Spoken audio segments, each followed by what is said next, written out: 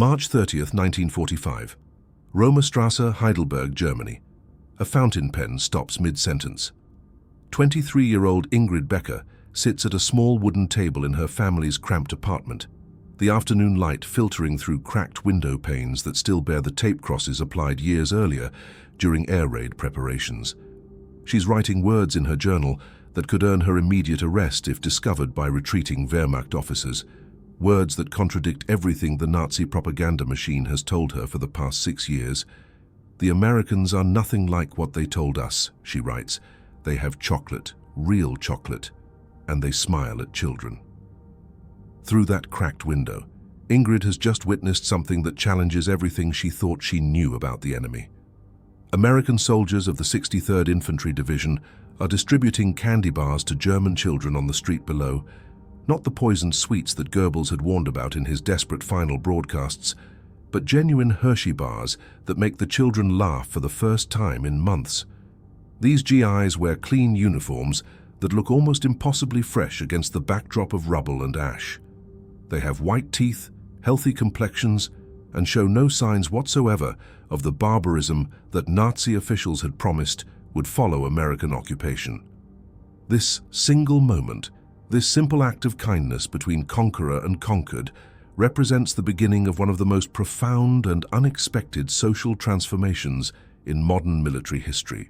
Before we dive deeper into this remarkable World War II history, if you're fascinated by these untold stories of WWII and the human side of military history, take a moment to subscribe to the channel, and I'd love to know, drop a comment telling me what city you're watching from. Now let's continue with this extraordinary story. 20,000 American soldiers entered Heidelberg that Good Friday without firing a single shot. The university city had been declared an open city specifically to preserve its medieval architecture, those ancient stone bridges spanning the Neckar River, the towering red sandstone castle ruins overlooking the valley, the Baroque old town with its narrow cobblestone streets that had survived centuries of European warfare. What neither the German women watching nervously from behind their curtains, nor the American soldiers marching through these historic streets, knew was that this moment would trigger one of the most complex social transformations in the entire history of military occupation. A systematic breakdown of barriers between conqueror and conquered through the simple, irresistible force of human nature. The statistics of this romantic transformation were being written not in military directives or official policy documents, but in marriage applications that would soon flood American military offices across occupied Germany. 14,000 German women would apply to marry American servicemen within just 18 months of the occupation's beginning, forever altering the trajectory of both nations and creating bonds that would help reshape the post-war world in ways neither government had anticipated. The speed of Germany's final collapse in the spring of 1945 brought American forces into German cities faster than anyone, including the Allied High Command, had anticipated. Frankfurt fell on March 29, 1945, to General Patton's Third Army, that legendary armored force that had swept across France and into the heart of the Reich. Heidelberg surrendered the very next day without any resistance, its city fathers recognizing that defending the indefensible would only bring destruction to their historic treasures. Nuremberg, the symbolic heart of Nazism itself, the city where Hitler had staged those massive torchlit rallies captured in Leni Riefenstahl's propaganda films, fell on April 20th, Hitler's 56th and final birthday. Munich was captured on April 30th, the same day that Adolf Hitler committed suicide in his bunker beneath the burning ruins of Berlin, finally ending the 1,000-year Reich that had lasted just 12 years.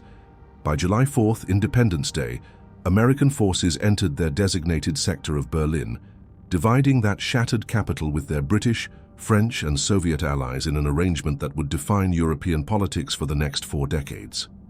Among the first Americans to establish permanent headquarters in occupied Germany was Colonel William W. Dawson, a career officer from Virginia who would oversee the transformation of Heidelberg into the nerve center of American occupation. His personal diary, discovered in military archives decades later, would provide historians with one of the most detailed accounts of early German-American interactions from the military perspective. Dawson wrote with the careful precision of a trained observer, noting everything from supply challenges to the psychological state of both his troops and the German civilian population. His entries reveal a man struggling to reconcile his orders for strict non-fraternization with the practical realities of occupying a devastated nation where American soldiers and German civilians were thrown together in daily contact, whether anyone liked it or not.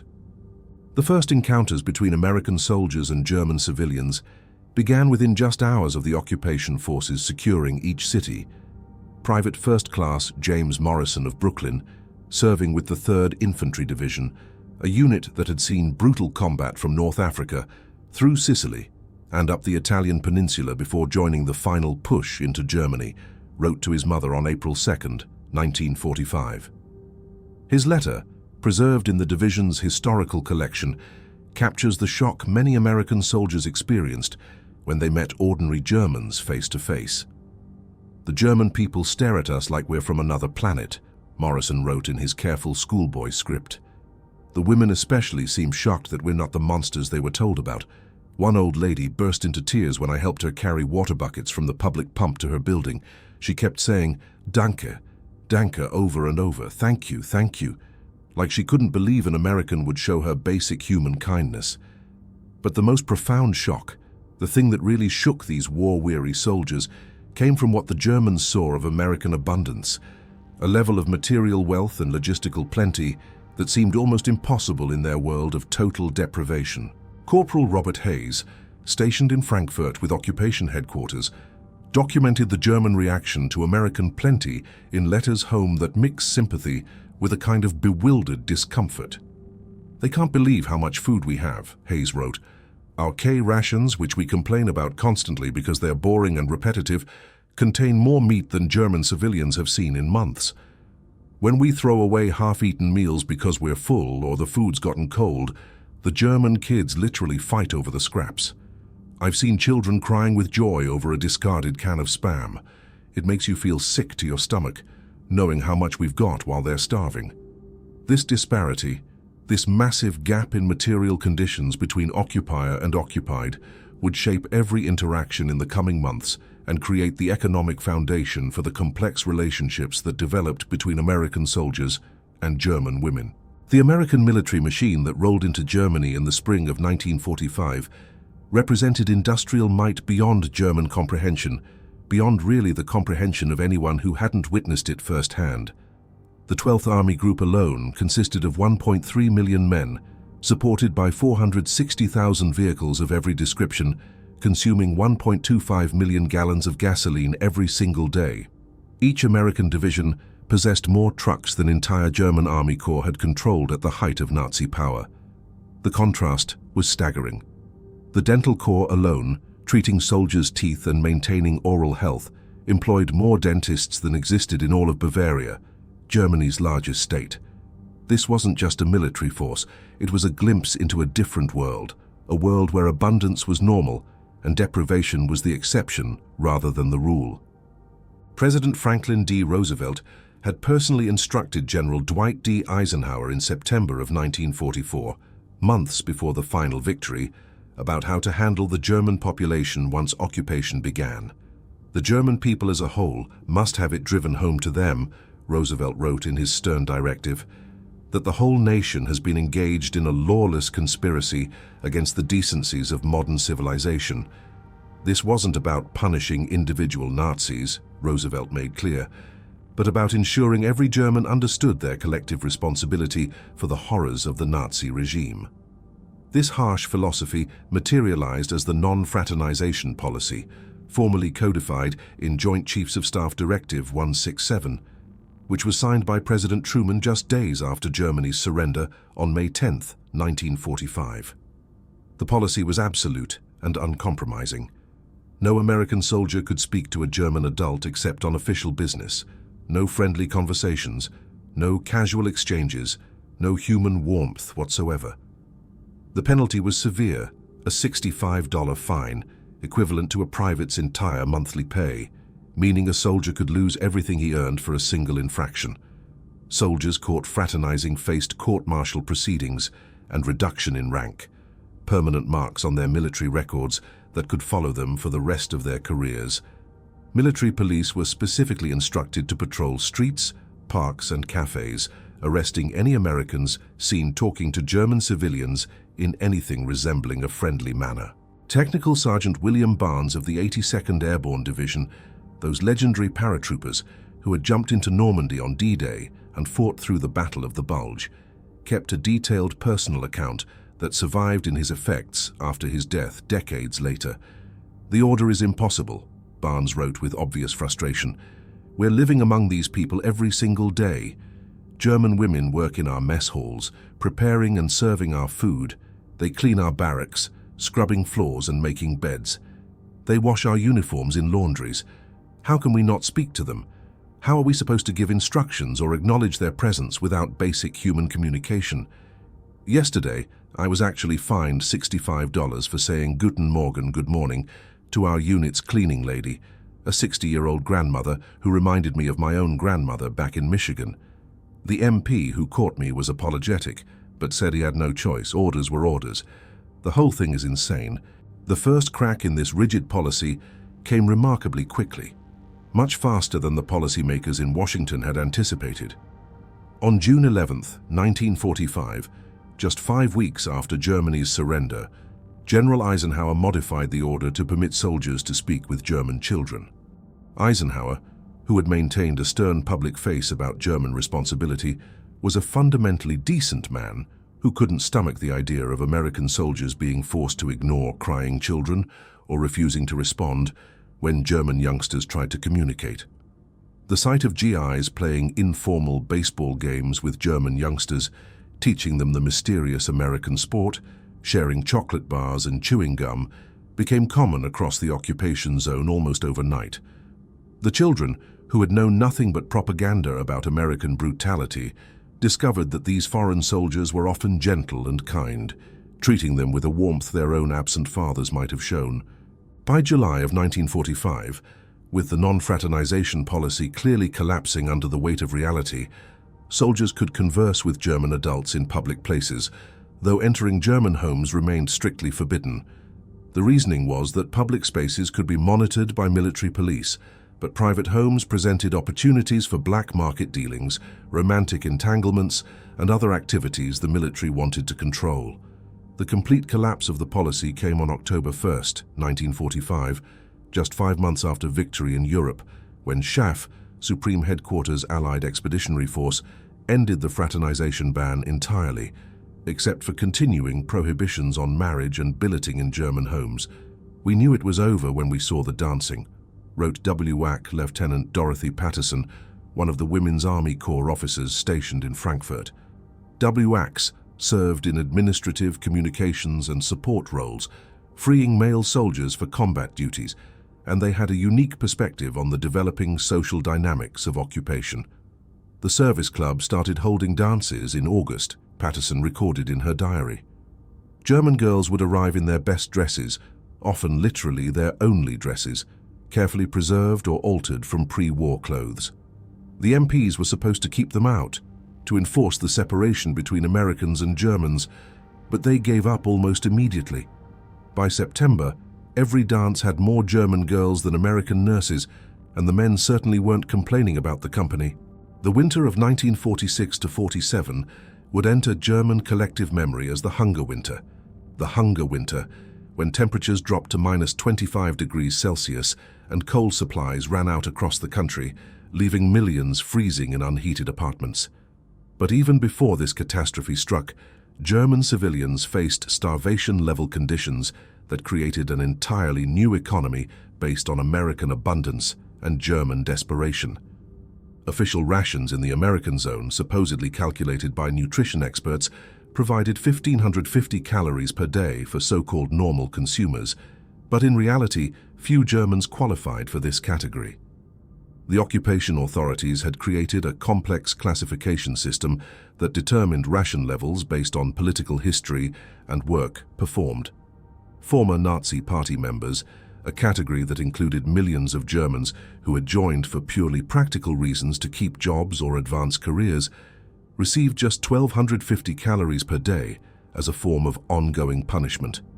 In practice, most Germans subsisted on between 700 and 1,000 calories daily, barely enough to sustain life and far below what the human body needs for normal functioning.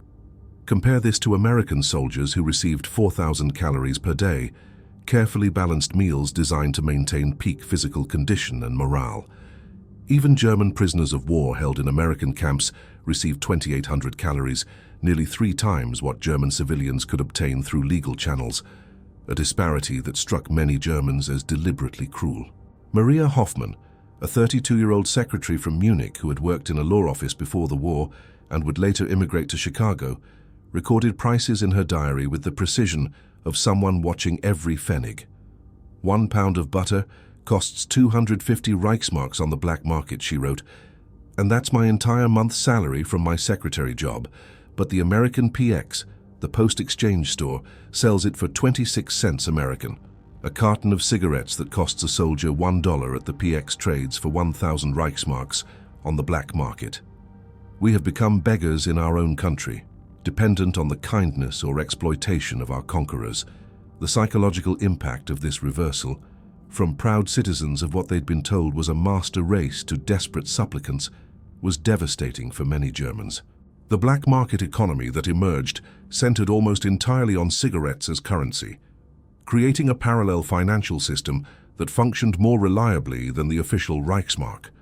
American cigarettes were so valuable, so universally accepted as payment, that German workers often preferred payment in cigarettes over Reichsmarks, knowing the cigarettes held their value while the currency continued its spiral into worthlessness.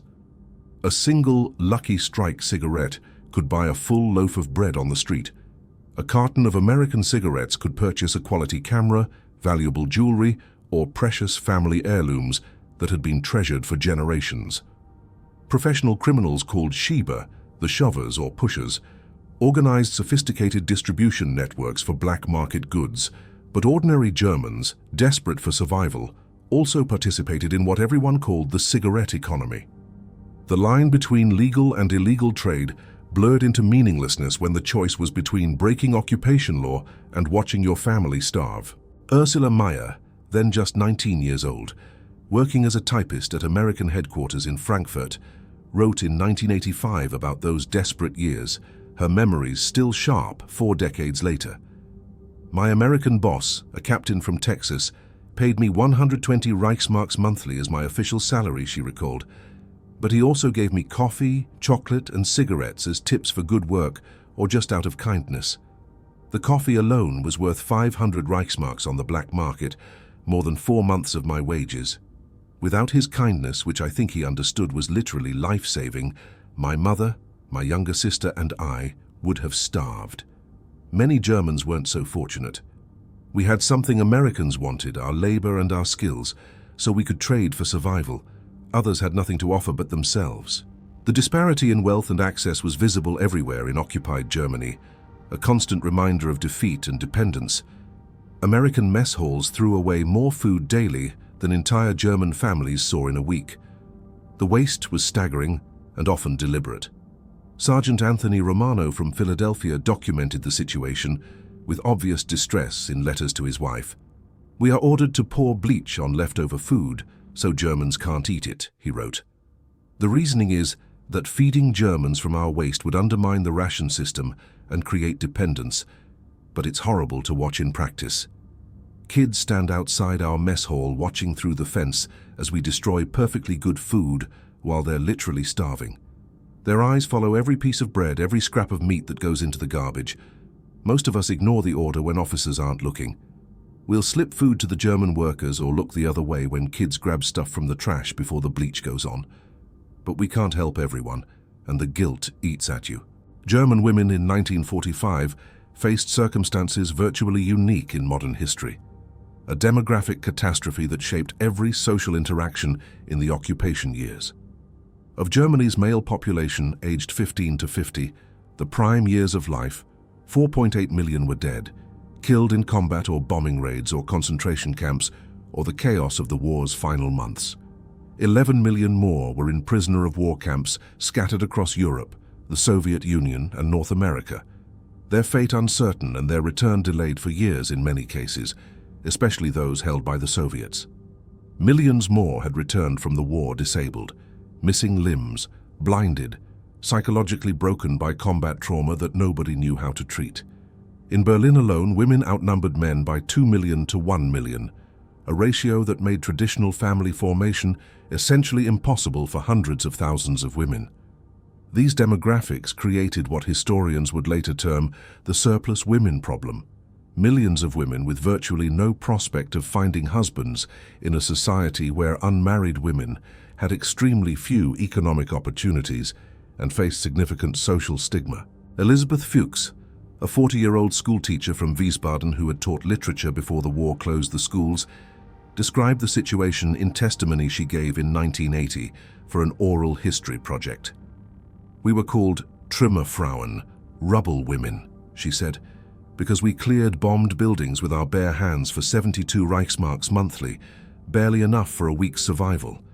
Teachers like me, secretaries, shop girls, women with professional training and education, we all did the same brutal manual labor because there was simply no other employment available. Professional women became manual laborers digging through rubble, salvaging bricks, clearing streets.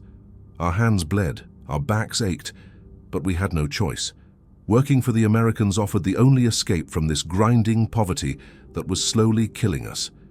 The US military employed 300,000 Germans by December of 1945, and this number would grow steadily as the occupation became more established. This workforce included approximately 100,000 women working as secretaries, translators, telephone operators, clerks, and domestic workers in American offices, barracks, and facilities. These positions paid 3 times what German employers offered and, more importantly, provided access to American goods through tips, gifts, and the ability to purchase items from the PX, technically illegal but widely tolerated. Anna Brown, who would later take her American husband's surname, worked as a translator at Campbell Barracks in Heidelberg, the sprawling military complex that became the heart of American forces in southern Germany. She recalled decades later, "My American salary was 200 Reichsmarks monthly, already a fortune by German standards. But the real payment, the thing that kept my family alive, was leftovers from the officers' mess. One day's scraps, carefully wrapped and carried home in my bag, could feed my mother, my grandmother, and my 2 younger brothers for an entire week. The other German girls who worked there and I, we would carefully wrap every piece of bread, every half-eaten apple, every overlooked scrap of meat to take home. We weren't proud of living on garbage, but we weren't ashamed either. We were surviving in the only way available to us. But this employment, this salvation for many German women, came with severe social costs that created divisions within German society that would take decades to heal. Women who worked for Americans were labeled Ami-Liebchen, American sweethearts, or worse, Schokoladenmädchen, chocolate girls, terms implying they sold themselves for sweets and traded dignity for survival. The term Veronika Dankeschön emerged as a bitter pun, combining a common German name with the phrase for "thank you very much," suggesting these women thanked Americans for everything, a coded reference to sexual availability. Some used even cruder terms, Veronika Dankebeugen, literally "thank you for bending over," making the sexual implications brutally explicit. These labels were weapons used by Germans against other Germans, expressions of resentment, moral judgment, and the complex anger of a defeated people looking for scapegoats. "We were caught between survival and shame," testified Gertrude Wagner, who worked in an American motor pool maintaining vehicle records. "If we took American jobs, we were traitors to Germany," she explained. "If we dated Americans, we were whores. If we stayed home and starved maintaining our pride, we were fools. There was simply no winning, no choice that didn't bring judgment and ostracism from someone." The transformation of luxury goods into survival currency created an entirely new social order in occupied Germany, turning normal economic relationships upside down.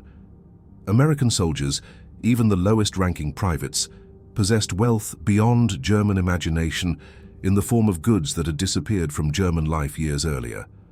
Chocolate bars, real coffee instead of the ersatz made from roasted grain, canned goods of every variety, cigarettes, nylon stockings that had been impossible to find since before the war.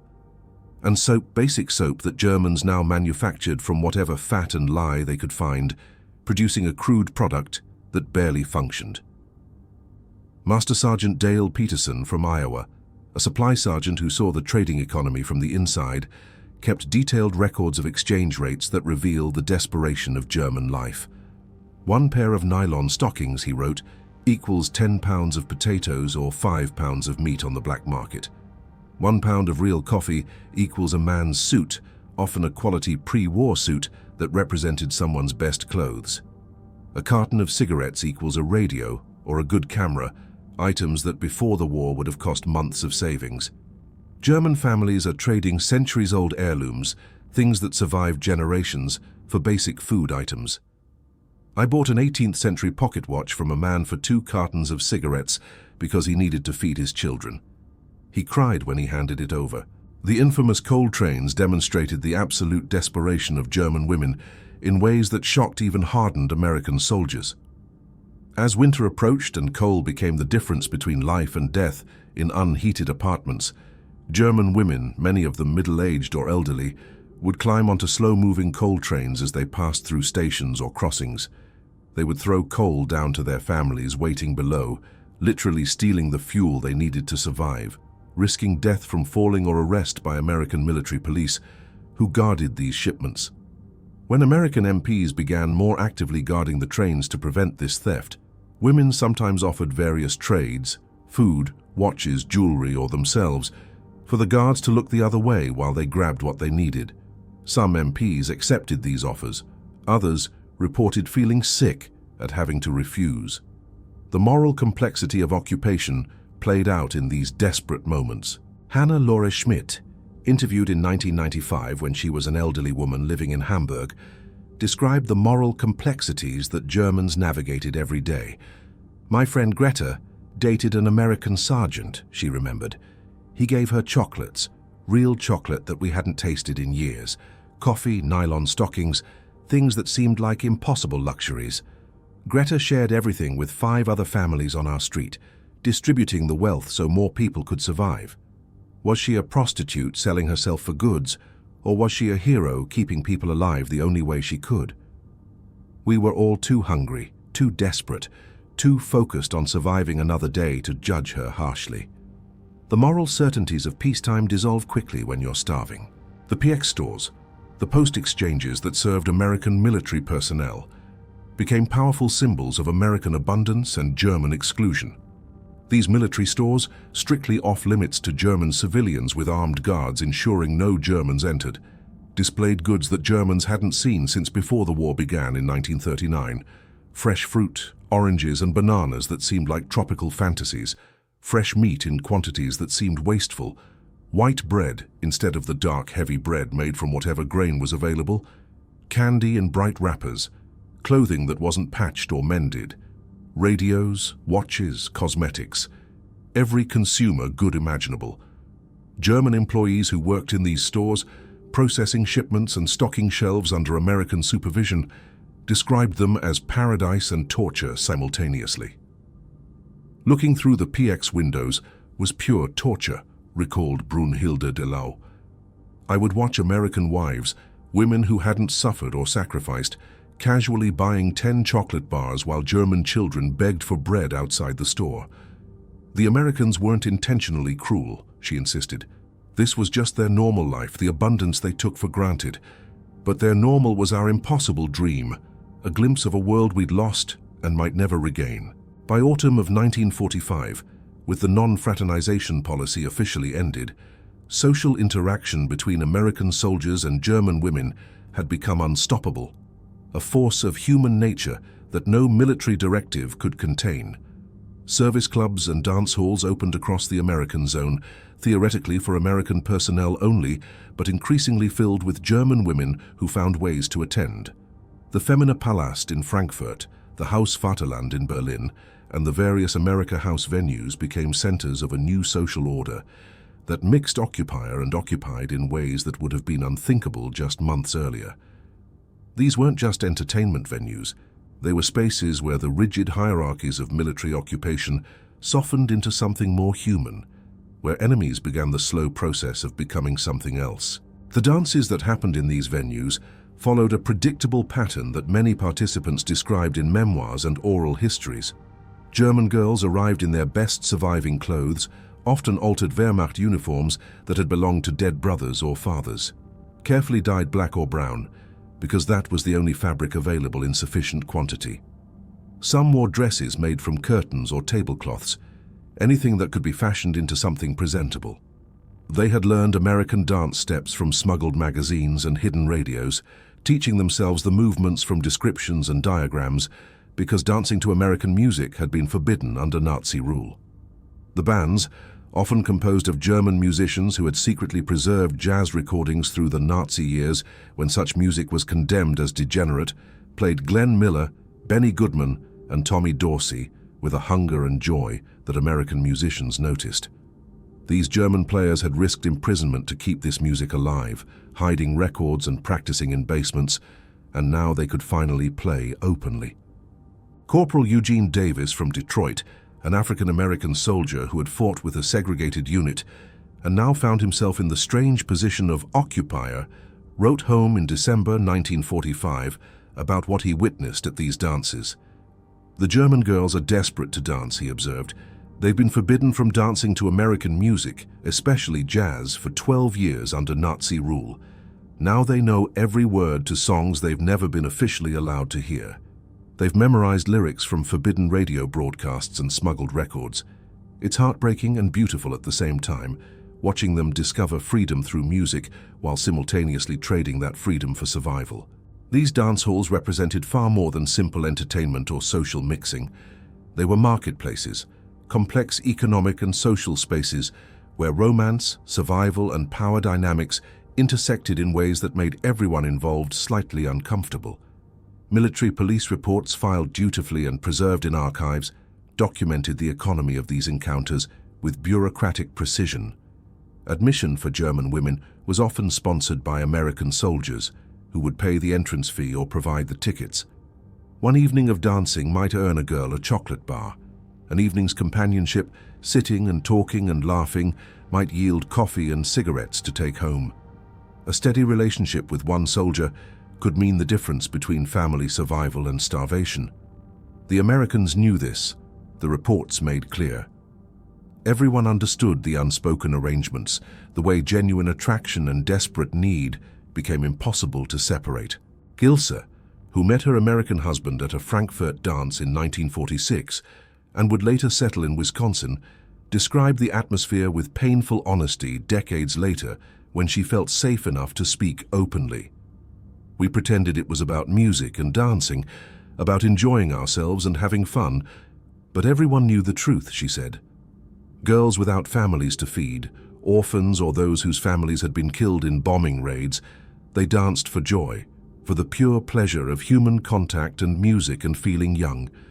But girls with hungry siblings waiting at home, girls with elderly parents who couldn't work, they danced for food, for the connections that would keep their families alive another week. The Americans knew it too.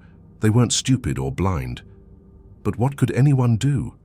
This was the reality we all lived in, the world the war had created. You could pretend it wasn't happening, or you could accept it and try to find genuine human connection within these impossible circumstances. The prohibition on marriages between American soldiers and German women created what would become a bureaucratic nightmare and genuine human tragedy playing out across occupied Germany. Thousands of couples fell in love despite the regulations, genuine attachments forming despite or perhaps because of the unusual circumstances. This led to elaborate schemes to circumvent military law, creative attempts to build lives together when the rules said they couldn't. Some soldiers obtained false documents, claiming their girlfriends were displaced persons from other countries, stateless refugees who weren't subject to the same restrictions. Others arranged proxy marriages through lawyers back in America, legal ceremonies where the German bride was represented by a stand-in. Many couples simply lived together illegally, maintaining secret relationships and risking court-martial if discovered, choosing love over career and security. The pressure for change, for lifting the marriage ban, came from unexpected sources that the military planners hadn't anticipated. Military chaplains, who had initially supported the fraternization ban as a matter of discipline and maintaining separation between conqueror and conquered, began advocating passionately for marriage rights after counseling hundreds of sincere couples whose love seemed genuine and deep. These chaplains, Protestant ministers, and Catholic priests and Jewish rabbis had married these men before combat, had prayed with them in foxholes, had buried them after battles. They knew these soldiers, knew their character, and they couldn't dismiss the relationships they were seeing as mere opportunism. Chaplain Major Thomas Anderson wrote in an official report that found its way to the highest levels of command. "These are not war trophies or conquests," he insisted. "I have married many of these men before they went into combat, counseled them through the horrors of war, and buried too many of them after they fell. They deserve the right to choose their own wives, to build the futures they fought for. Denying them this right dishonors their service." On December 11, 1946, 19 months after Germany's surrender, the ban was finally lifted, though with significant conditions attached that made the process anything but simple. German women seeking to marry American servicemen faced extensive investigation designed to weed out opportunists and security risks. Political background checks looked for Nazi connections, examining party membership, wartime activities, family histories. Medical examinations tested for venereal disease and other health problems, invasive procedures that many women found humiliating. Character references from neighbors and employers had to document good behavior and reputation. And perhaps most difficult, couples had to prove sincere affection rather than purely economic motivation, demonstrating through interviews and documentation that theirs was a real relationship based on love rather than survival strategy. The process took a minimum of 3 months and often stretched much longer, 6 months to a year in complex cases. Within 24 hours of the ban lifting, military offices across Germany received 2,500 marriage applications, a flood of paperwork that overwhelmed administrative staff. By January of 1947, just weeks later, that number had risen to 7,000 applications. Each application required 15 different documents, everything from birth certificates to proof of divorce, if previously married, to statements from commanding officers. 3 separate medical examinations checked for disease, pregnancy, and general health. Interviews with military intelligence officers probed the woman's background, her family's political history, her motivations for wanting to marry an American. The investigators were looking for evidence of espionage risk, of women who might be communist agents or unrepentant Nazis, though in practice they rarely found such dramatic threats. Margaretta Thompson, who married Sergeant James Thompson in 1947 after a grueling 6-month application process, described the humiliation she endured with a mixture of anger and understanding. "They asked if I was a Nazi," she recalled. "Did my parents join the Nazi party? Had I dated German soldiers during the war? Was I marrying James for money and a ticket to America? Was I pregnant and trying to trap him? They examined my entire life like I was a dangerous criminal rather than a woman in love. Jimmy was absolutely furious at how they treated me, wanted to file complaints and raise hell with his commanding officer. But I told him it was worth it, worth enduring any humiliation to be together and start our life." The War Brides Act, passed by the US Congress on December 28, 1945, initially excluded German and Japanese women entirely, a reflection of the lingering hatred and desire for punishment that many Americans felt. The act specifically forbade nationals of enemy countries from immigrating as war brides, even if legally married to American servicemen. It took 2 additional amendments, passed in 1946 and 1947, after sustained pressure from military chaplains, veterans organizations, and the soldiers themselves, before German war brides could legally immigrate to America. Even then, even after the legal barriers fell, the process remained agonizing and uncertain, with each application subject to review and potential denial. The first official group of German war brides, 317 women and 147 children, departed from Bremerhaven on the USAT Henry Gibbons on February 3, 1947, a date that marked the beginning of a massive migration. These women had waited an average of 8 months after their marriages for permission to immigrate. 8 months of uncertainty and separation. Many had never left their home provinces before, their entire lives spent within a few miles of where they were born. Now they were crossing an ocean to a country where Germans were still widely hated, where their accents would mark them as former enemies, where their futures were completely uncertain. Ruth Patterson, née Müller, kept a detailed diary of her journey that provides invaluable insight into the experience of these first war brides. February 3rd, she wrote, "Seasick and absolutely terrified. The ship rolls constantly, and I can't keep food down. The American Red Cross ladies are kind, checking on us regularly, but other passengers avoid us when they hear our accents, when they realize we're Germans.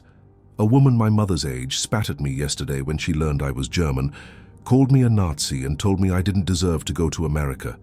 I tried to explain that my father died opposing Hitler, that my family suffered under the regime, but she wouldn't listen. All she sees is German." Her entry for February 10th captures a different emotion. "Saw the Statue of Liberty this morning through the mist, that massive figure holding her torch. I cried for an hour, maybe longer. Don't know if it was from joy at finally reaching America, or fear of what waits for me here. Probably both, definitely both." The ships transporting war brides were often converted troop transports, basic military vessels modified for civilian passengers, but still austere and uncomfortable. They were clean and safe, maintained to military standards, but hardly luxurious. The war brides traveled in cabins meant for 4 but holding 6 or 8 women, crowded conditions that offered little privacy, but created bonds between women sharing this terrifying journey. Children were separated into nurseries, supervised by Red Cross volunteers, a policy that caused enormous anxiety for mothers who wanted their children close.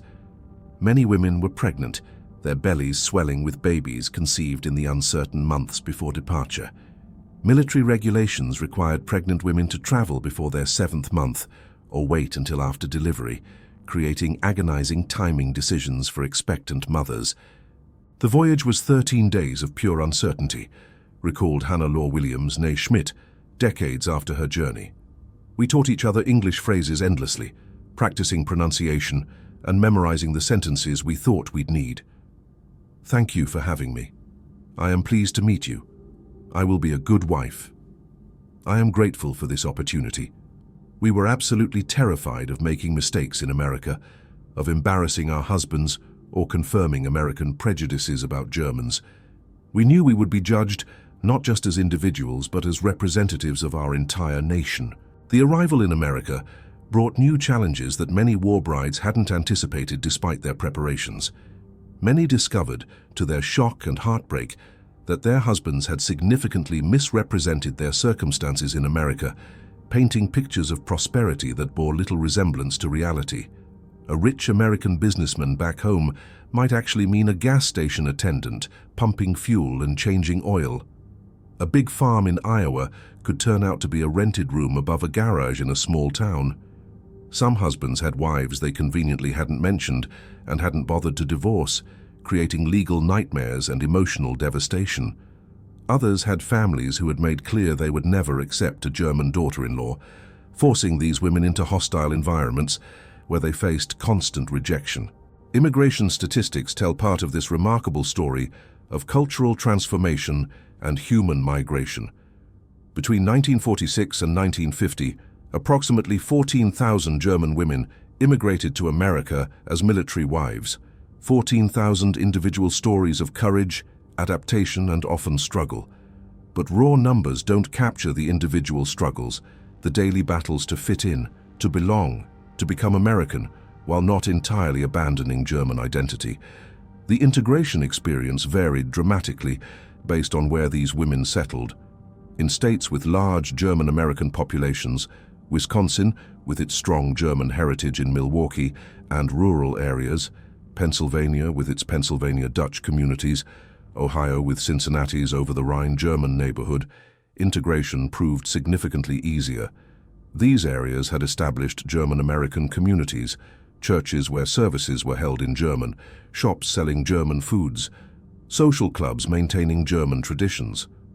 War brides often found ready-made support networks, older German immigrants who remembered their own adjustment struggles and welcomed these newcomers despite the complicated politics. In small towns where anti-German sentiment ran high, where perhaps the only German anyone had known was the enemy they'd fought overseas, war brides faced boycotts, threats, and crushing isolation.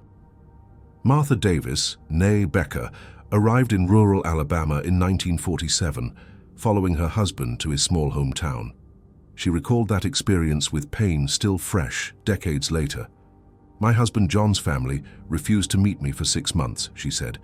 "They wouldn't come to our small apartment, wouldn't invite us to family gatherings, acted like I didn't exist. The neighbors called me Nazi when I walked to the general store to buy groceries, their children shouting it like a playground taunt. The grocer wouldn't serve me initially, claimed he had the right to refuse service until other customers complained that he was being ridiculous. John defended me fiercely, threatened to cut off his family entirely, but he worked long hours at the lumber mill and I was alone most days. I cried every single day for a year, seriously considered returning to Germany, even though there was nothing there for me anymore." Yet remarkable success stories also emerged from these difficult beginnings, stories of determination and eventual acceptance. German war brides often possessed skills and education that eventually won grudging respect and acceptance in their new communities. They brought languages, many spoke 3 or 4 languages fluently. They brought musical training, having studied piano or violin as part of standard German education. They brought traditional crafts, embroidery, woodworking, cooking techniques that Americans found fascinating. Once they got past the initial hostility, they formed support networks among themselves, meeting in churches and community centers to share experiences, swap survival strategies, and maintain German traditions that helped them stay grounded. Many became extraordinarily active in their adopted communities once the initial hostility faded, joining parent-teacher associations, church groups, civic organizations, demonstrating through tireless community service that they were loyal Americans. "We had to be absolutely perfect," explained Ingrid Johnson, née Bauer, who settled in Ohio. "We had to be perfect wives, never giving our husbands reason for regret. Perfect mothers, raising children who were unquestionably American. Perfect Americans, more patriotic and community-minded than native-born women. Any mistake, any failure, reflected not just on us personally, but on all German women, confirming prejudices about German character. We couldn't afford to fail, because failure would validate every stereotype." The pressure was immense and never-ending. June 20th, 1948, marked the decisive transformation of German-American relationships and the broader German economy. The currency reform that day replaced the worthless Reichsmark with the Deutsche Mark, instantly stabilizing the economy and restoring normal economic relationships. Each German citizen received 40 new marks as an initial distribution, about $10 American, not much, but infinitely more valuable than the billions of Reichsmarks that had become meaningless paper. But the psychological impact far exceeded the modest cash distribution. It was like magic, like a spell being broken, recalled Ursula Henderson, née Meyer.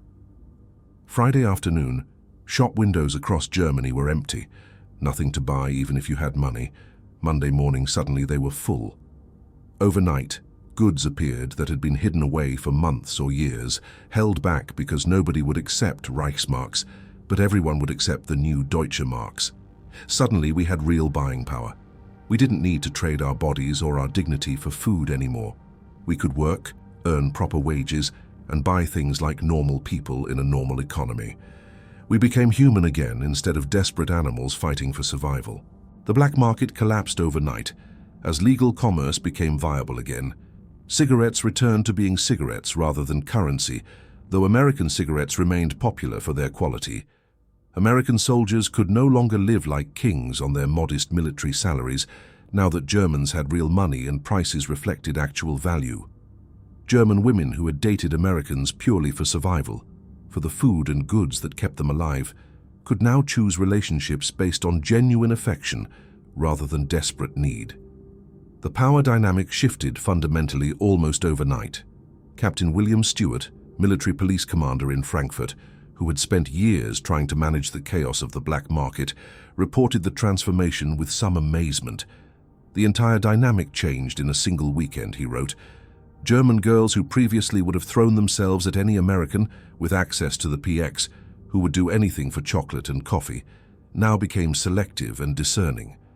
Our men had to actually court them properly, bring flowers, take them to restaurants that now existed again, show genuine interest in them as people. It became much more like normal dating back home instead of the uncomfortable transactions we'd been witnessing. The economic recovery following currency reform was nothing short of dramatic, exceeding the expectations of even the most optimistic planners. Industrial production increased 50% within just 6 months as factories reopened and normal commerce resumed. Unemployment dropped from 20% to 5% as businesses expanded rapidly. German women returned to traditional employment in significant numbers, teaching in reopened schools, nursing in rebuilt hospitals, working in offices at proper wages that could actually support them. The Trümmerfrauen era ended as construction companies hired professional crews to continue the massive rebuilding effort. This economic transformation fundamentally altered German-American relationships in ways that made both sides more comfortable. Before currency reform, we were beggars, stated Anna Coleman née Brown, looking back on those years. We were dependent, powerless, trading on our desperation. After reform, we were partners, equals participating in a recovering economy. My relationship with Tom changed fundamentally from dependency to equality, from survival strategy to genuine partnership. That's when I knew we could have a real marriage, a real future together, built on mutual respect rather than desperate need. Heidelberg became the unofficial capital of German-American romance, the place where these relationships flourished most successfully. The city, miraculously undamaged by Allied bombing due to its open city status, hosted the largest concentration of American forces in Europe outside of Germany's major cities. By 1950, 20,000 American soldiers and 5,000 family members lived in Heidelberg, transforming the medieval university town into a unique, bicultural experiment. Campbell Barracks, renamed from the Wehrmacht's Großdeutschland Kaserne on August 23, 1948, became a self-contained American city within the German city. Mark Twain Village, built starting in 1948 and named for the American author who had spent time in Heidelberg decades earlier, provided suburban-style housing for American families, streets of neat, identical houses that could have been transplanted from any American suburb. The shopping center, completed in 1951, featured an American supermarket with goods shipped from the States, a beauty salon offering American hairstyles, and a soda fountain serving ice cream sodas and milkshakes, attractions that drew curious Germans, despite these facilities being officially off-limits to German civilians. The black market collapsed overnight as legal commerce became viable again. Cigarettes returned to being cigarettes rather than currency, though American cigarettes remained popular for their quality. American soldiers could no longer live like kings on their modest military salaries, now that Germans had real money and prices reflected actual value. German women who had dated Americans purely for survival, for the food and goods that kept them alive, could now choose relationships based on genuine affection rather than desperate need. The power dynamic shifted fundamentally almost overnight. Captain William Stewart, military police commander in Frankfurt, who had spent years trying to manage the chaos of the black market, reported the transformation with some amazement. The entire dynamic changed in a single weekend, he wrote.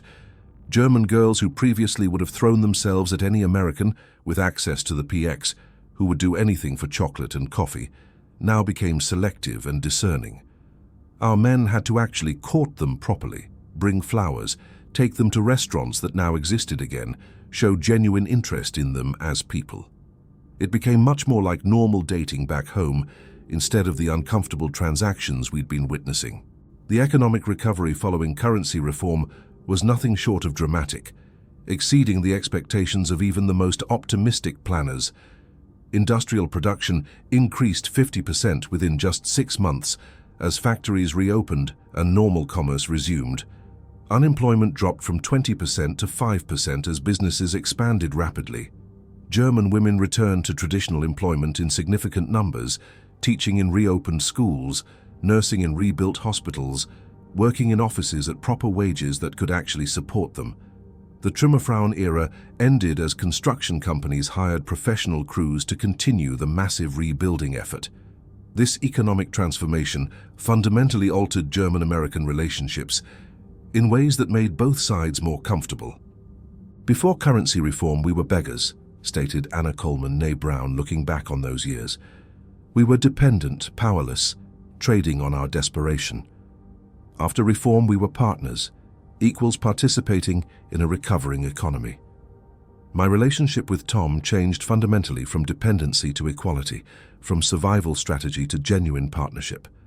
That's when I knew we could have a real marriage, a real future together, built on mutual respect rather than desperate need." Heidelberg became the unofficial capital of German-American romance, the place where these relationships flourished most successfully.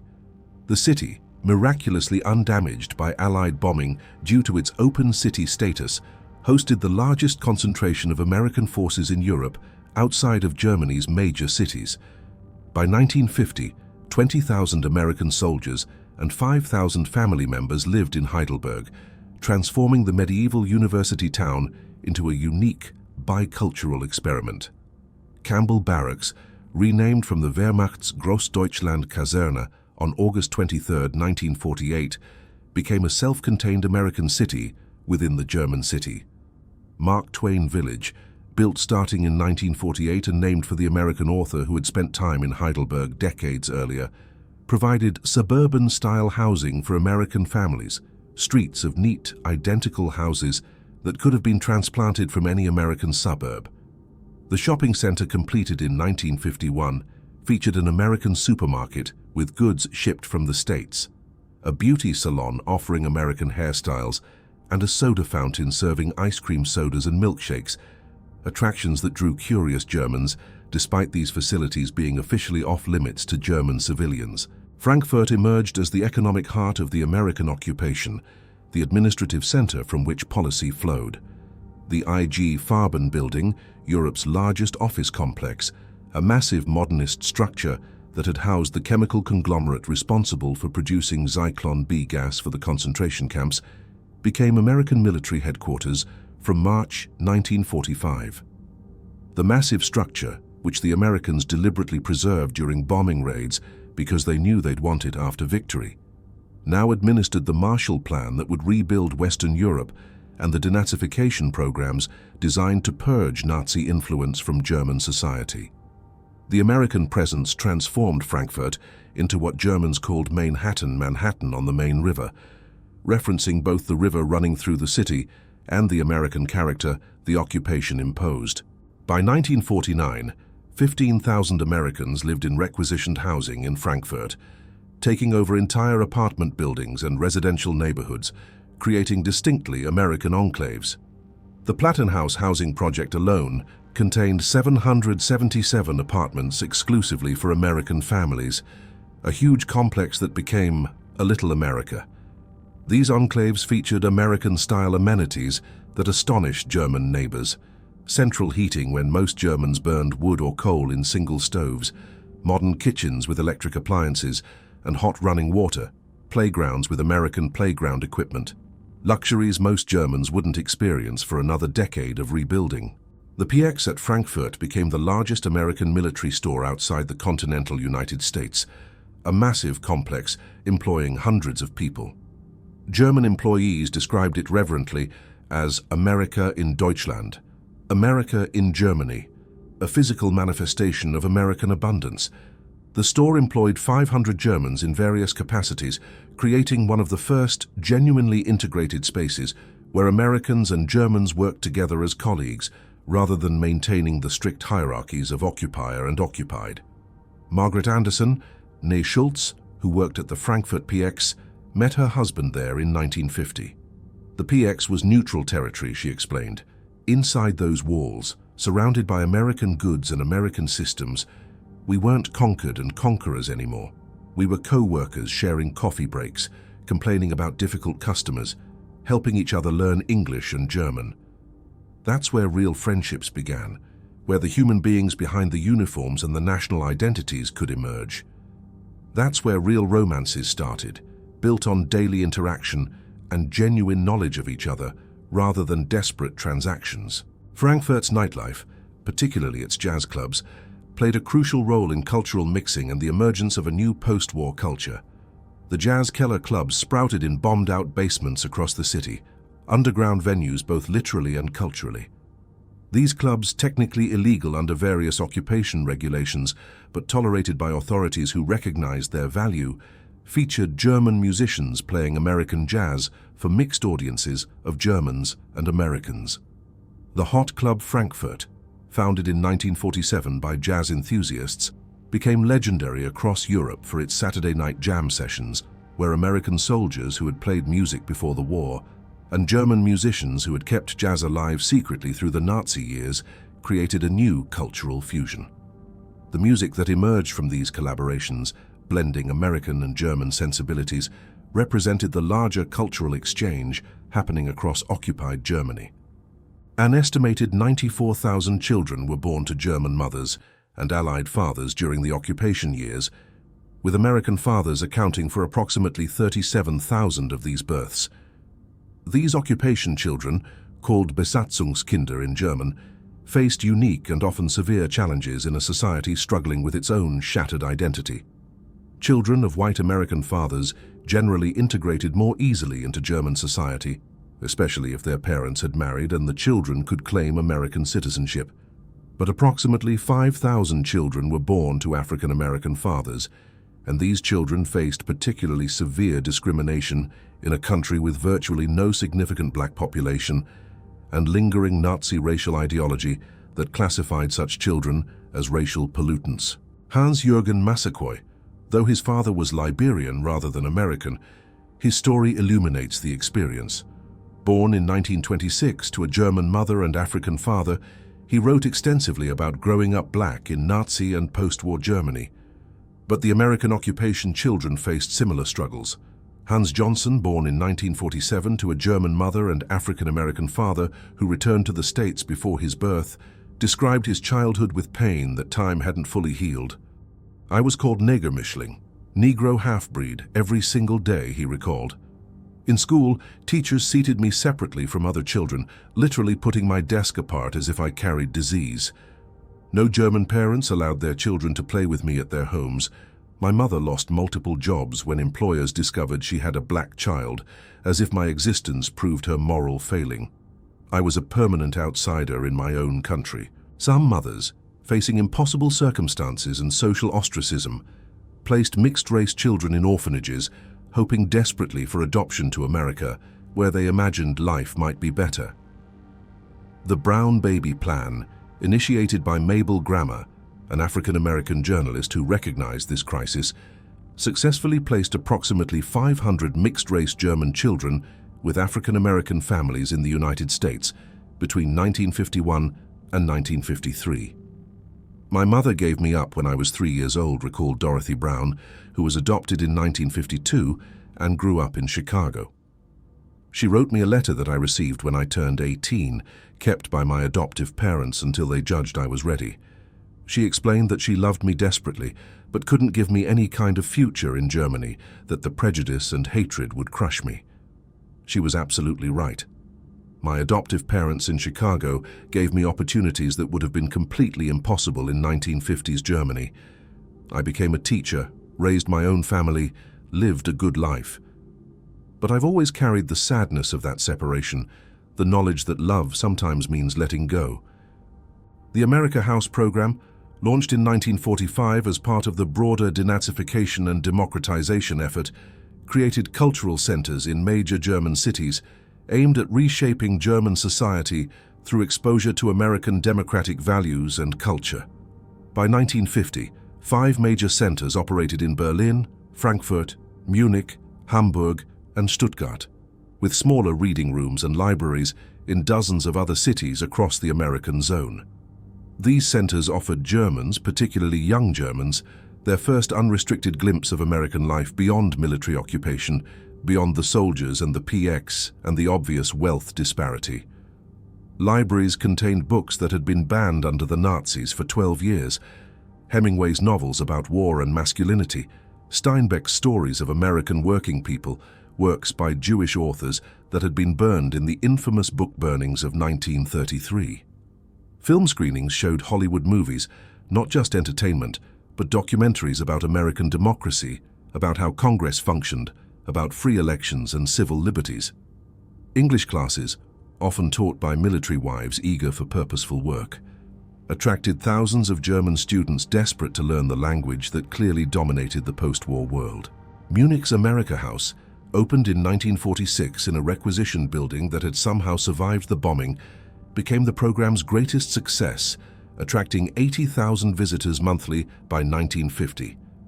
Director Robert McNamara, not the future defense secretary but a foreign service officer with the same name, reported with satisfaction that Germans were hungry for American culture in ways the program's designers had hardly dared hope. They attend lectures on democracy and constitutional government, he wrote in his reports back to Washington. They join discussion groups on federalism and separation of powers, concepts that seem exotic after years of totalitarian rule. They check out books on American history, devouring accounts of the American Revolution and Civil War. This is soft power at its absolute finest, changing minds and hearts through attraction rather than coercion. The German Youth Activities Program, known as GYA, specifically targeted young Germans aged 14 to 25, the generation that had been most thoroughly indoctrinated by Nazi youth organizations. GYA centers offered sports, teaching basketball and baseball, crafts, music programs, and most popularly, supervised dances where young Germans could meet Americans in controlled settings. These carefully chaperoned events provided approved venues for German-American interaction, reducing the uncontrolled fraternization that made military authorities nervous.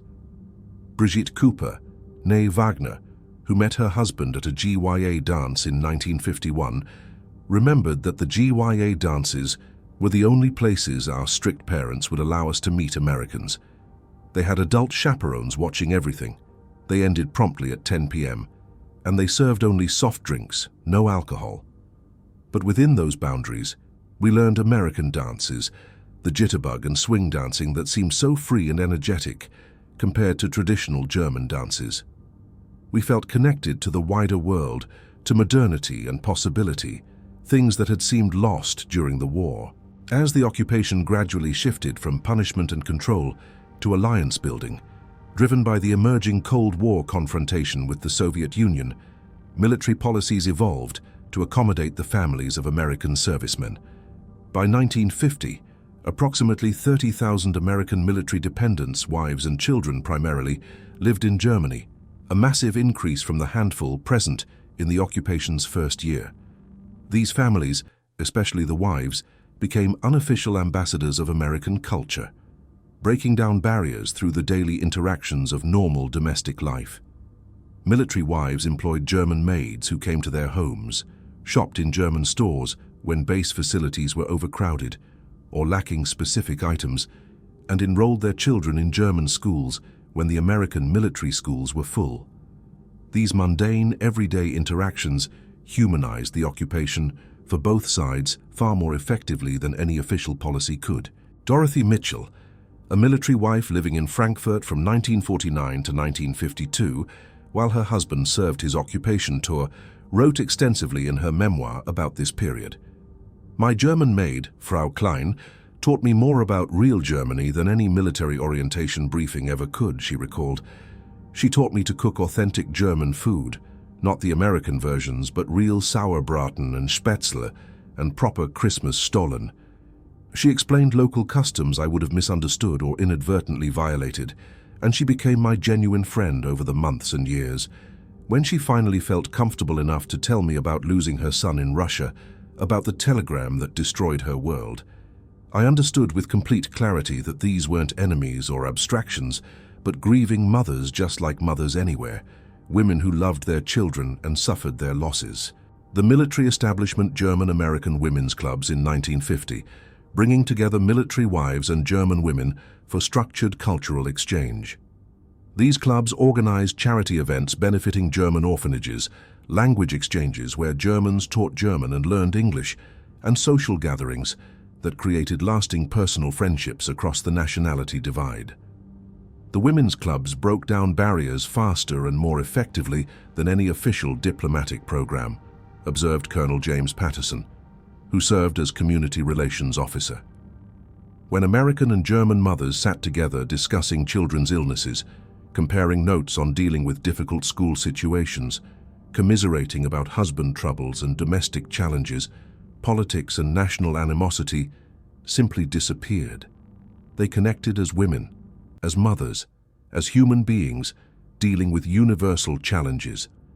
That's where real reconciliation happened, in those everyday conversations rather than in formal negotiations.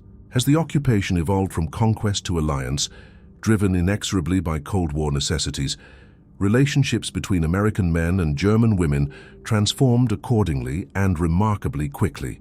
The desperate transactions of 1945 to 1948, food exchanged for companionship, survival strategies masquerading as romance, gave way to more conventional courtships after currency reform stabilized the German economy. By 1950, a distinctly new pattern had emerged that looked much more like normal peacetime relationships.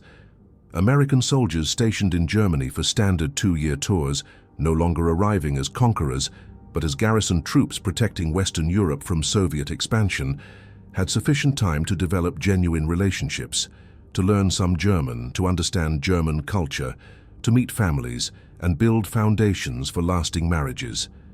German women, no longer desperate for basic survival, could afford to choose partners based on attraction, compatibility, and shared values, rather than economic necessity. The result was a dramatic increase in what everyone recognized as sincere, lasting relationships that would endure the test of time and distance. Military chaplain records, meticulously maintained and preserved in various archives, document this evolution clearly. Marriage numbers increased from 2,500 in 1947, many of those arguably questionable, to 5,000 in 1950, a genuine surge. More significantly, the divorce rate among German-American couples dropped dramatically from 30% in the early years to 15% by 1950, a rate actually comparable to or better than American domestic marriage rates. This suggested that as desperation faded and genuine choice became possible, the marriages that formed were built on stronger foundations. Sergeant Michael O'Brien, who married his German wife Gretchen in 1951 after a careful courtship, explained the change he had witnessed. In '46, right after the war, guys married girls they barely knew, often motivated more by pity than love, he observed. They felt sorry for these starving women and wanted to help, wanted to be heroes saving damsels in distress. By '51, when Gretchen and I married, we had dated for 8 months. I had met her entire family multiple times, learned passable German, understood her culture. These were real relationships built on genuine compatibility and mutual respect. The Korean War, beginning in June of 1950 and pulling American attention to Asia, created a new urgency in many German-American relationships. Soldiers facing deployment to combat in Korea, uncertain if they would return, proposed quickly to girlfriends they might have dated longer under different circumstances. This led to a temporary spike in marriages as couples rushed to formalize relationships before separation. But somewhat surprisingly, these wartime marriages proved remarkably durable despite their rushed nature. Military records tracking these marriages through follow-up studies show that 70% lasted over 20 years, suggesting that even under pressure the relationships had genuine foundations.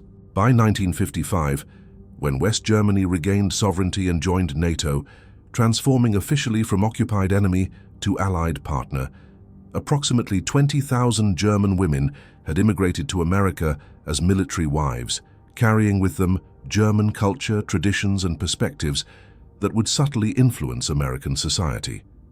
Their integration into American life varied dramatically, shaped by location, by their own education and adaptability, and critically by the willingness of American communities to accept them. In cities with large German-American populations, the integration process proved significantly easier. Milwaukee's German neighborhood, where German had been spoken openly until World War I made it suspect, welcomed these new arrivals as connections to the homeland their grandparents had left. Cincinnati's over-the-Rhine district, historically the heart of German-American culture, provided familiar food, language, and customs. St. Louis's German associations, social clubs that had maintained German identity through generations, accepted war brides as fresh links to contemporary Germany, rather than the preserved 19th-century traditions they had maintained. War brides often became unexpected bridges between old German-American communities and modern Germany, introducing contemporary German culture to communities whose German identity had frozen decades earlier. Emma Roberts, née Fisher, who settled in Milwaukee in 1949, became president of the German-American Ladies' Society by 1960. The old German-Americans initially resented us as uncomfortable reminders of the Nazi era, she remembered. Their parents had fled Germany before World War I, before the Nazis, and they wanted to remember Germany as it had been then, not as it had become. But gradually they recognized that we brought contemporary German culture, real modern Germany, not just the preserved traditions from their grandparents' generation. We introduced them to post-war German literature, modern German music, the reality of what Germany was becoming. Eventually, we revitalized these communities, gave them new life and relevance. Rural areas presented dramatically different and often more difficult challenges for German war brides. In small towns across America's heartland, war brides often remained the only Germans for hundreds of miles, facing isolation and suspicion that never entirely faded. Some never fully integrated despite decades of effort, maintaining German customs privately in their homes while publicly embracing American identity as completely as possible. I became two separate people, explained Katharina Brown, née Schmidt, who settled in rural Arkansas and spent 40 years navigating dual identity. At home, within our four walls, I was completely German, she said. I cooked German food using recipes my mother taught me, adapting ingredients when I couldn't find what I needed. I spoke German to my children when they were young, wanting them to have that gift. I maintained German Christmas traditions, celebrating on Christmas Eve rather than Christmas morning, baking traditional cookies, decorating in the German style. Outside our home, though, I was aggressively, almost frantically American. I joined every PTA committee, volunteered for every church function, participated enthusiastically in community events, never mentioned my background unless directly asked. I learned to speak English without any trace of accent through determined effort. I never complained about anything American, never compared anything unfavorably to Germany. Any mistake, any hesitation, any sign of foreignness would confirm prejudices. I couldn't afford that. German war brides brought unexpected educational benefits to many American communities, contributions that weren't anticipated by anyone. Many German women possessed education significantly superior to average Americans of their generation. Gymnasium graduates, students who had completed Germany's rigorous academic secondary schools, knew multiple languages fluently, understood classical music theory and history, had studied philosophy and literature at levels most Americans never encountered. School districts across America, particularly in areas facing teacher shortages, discovered that German war brides made excellent teachers, particularly for foreign languages and music. By 1960, hundreds of former German war brides taught in American public schools, introducing improved language instruction methods drawn from European pedagogy and classical education approaches that emphasized depth over breadth. Dr. Margareta Williams, née Hoffman, who became a high school German teacher in Ohio after completing American teaching certification, revolutionized language instruction in her district. American methods emphasized grammar rules and translation exercises, she explained, essentially teaching German as a dead language like Latin. I introduced conversational German from day one, cultural immersion through films and music, student exchanges that let American kids experience Germany firsthand. My students didn't just learn German grammar, they understood German culture, German history, German ways of thinking. That's real language education, not just memorizing verb conjugations. War brides also subtly influenced American domestic life, in ways that weren't obvious but accumulated over time. They introduced German Christmas traditions that gradually became mainstream American customs: Advent calendars counting down to Christmas, Christmas markets selling crafts and treats, elaborate baking traditions producing dozens of different cookies. German cooking techniques, particularly for breads and pastries, raised expectations and influenced American home cooking. Household management approaches emphasizing efficiency and thoroughness, child-rearing practices balancing discipline with emotional warmth.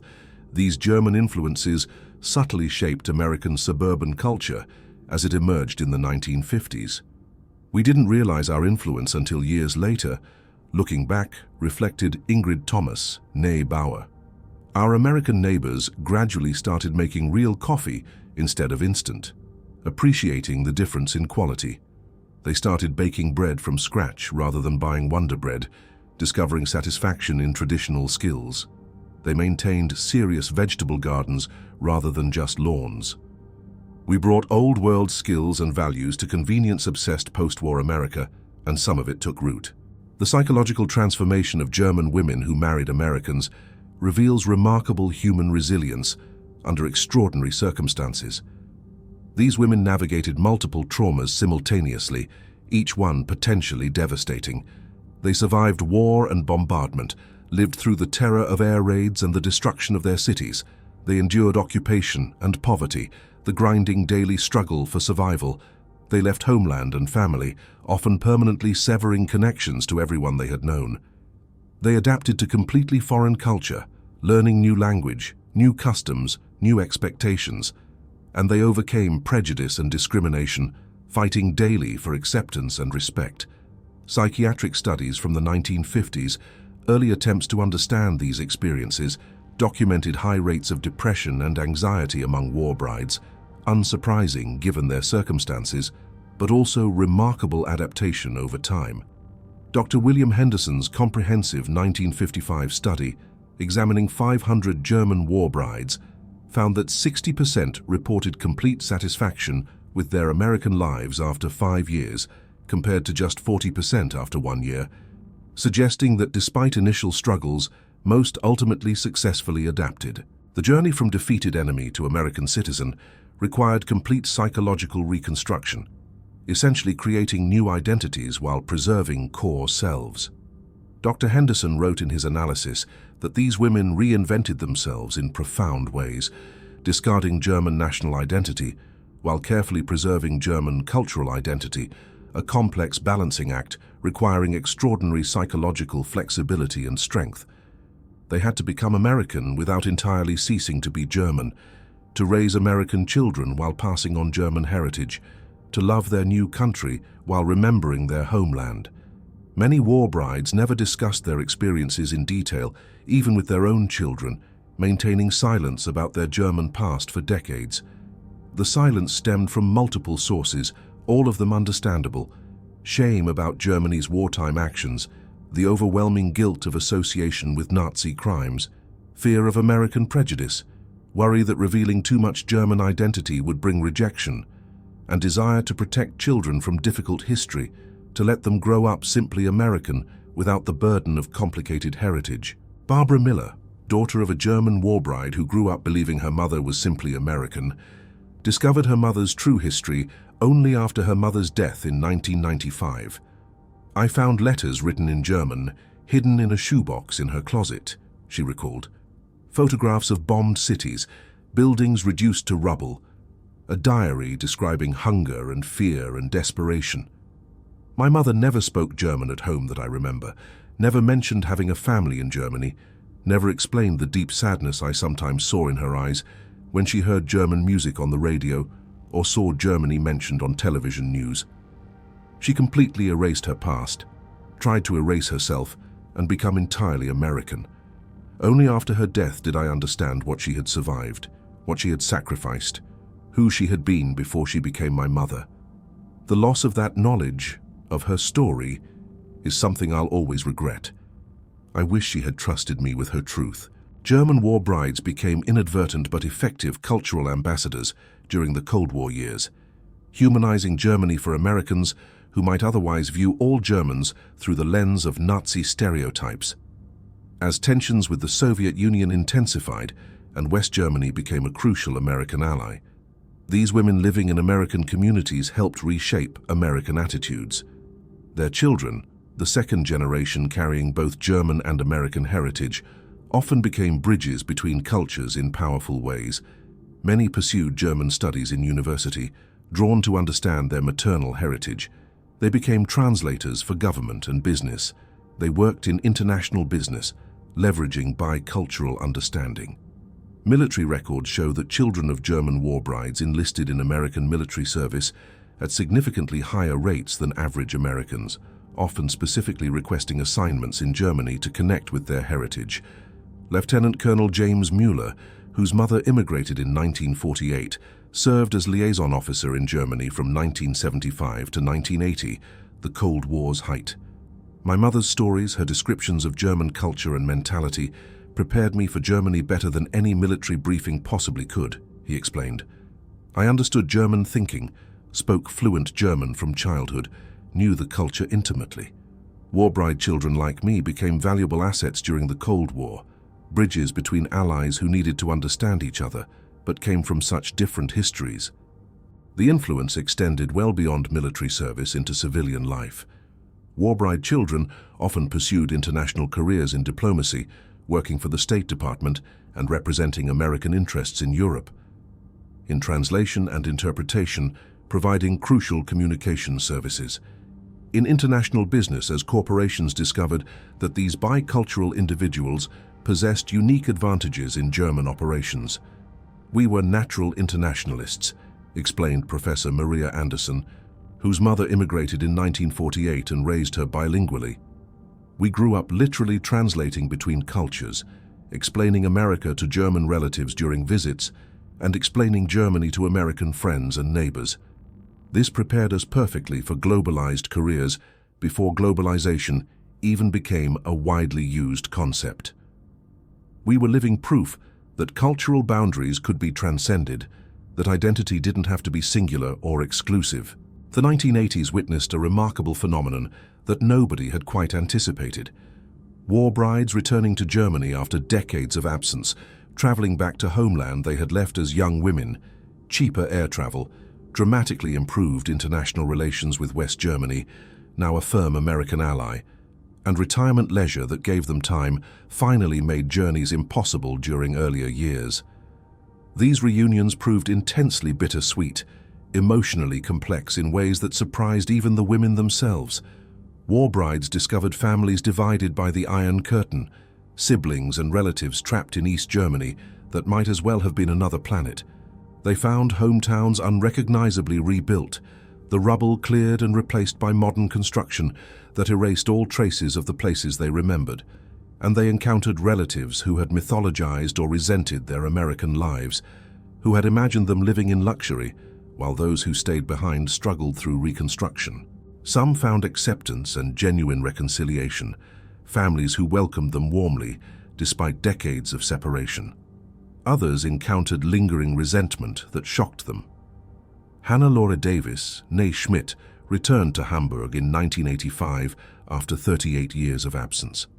My sister, who I had left behind, had told everyone in our family and neighborhood that I had abandoned the family for American luxury, for selfish pursuit of easy life, she recalled.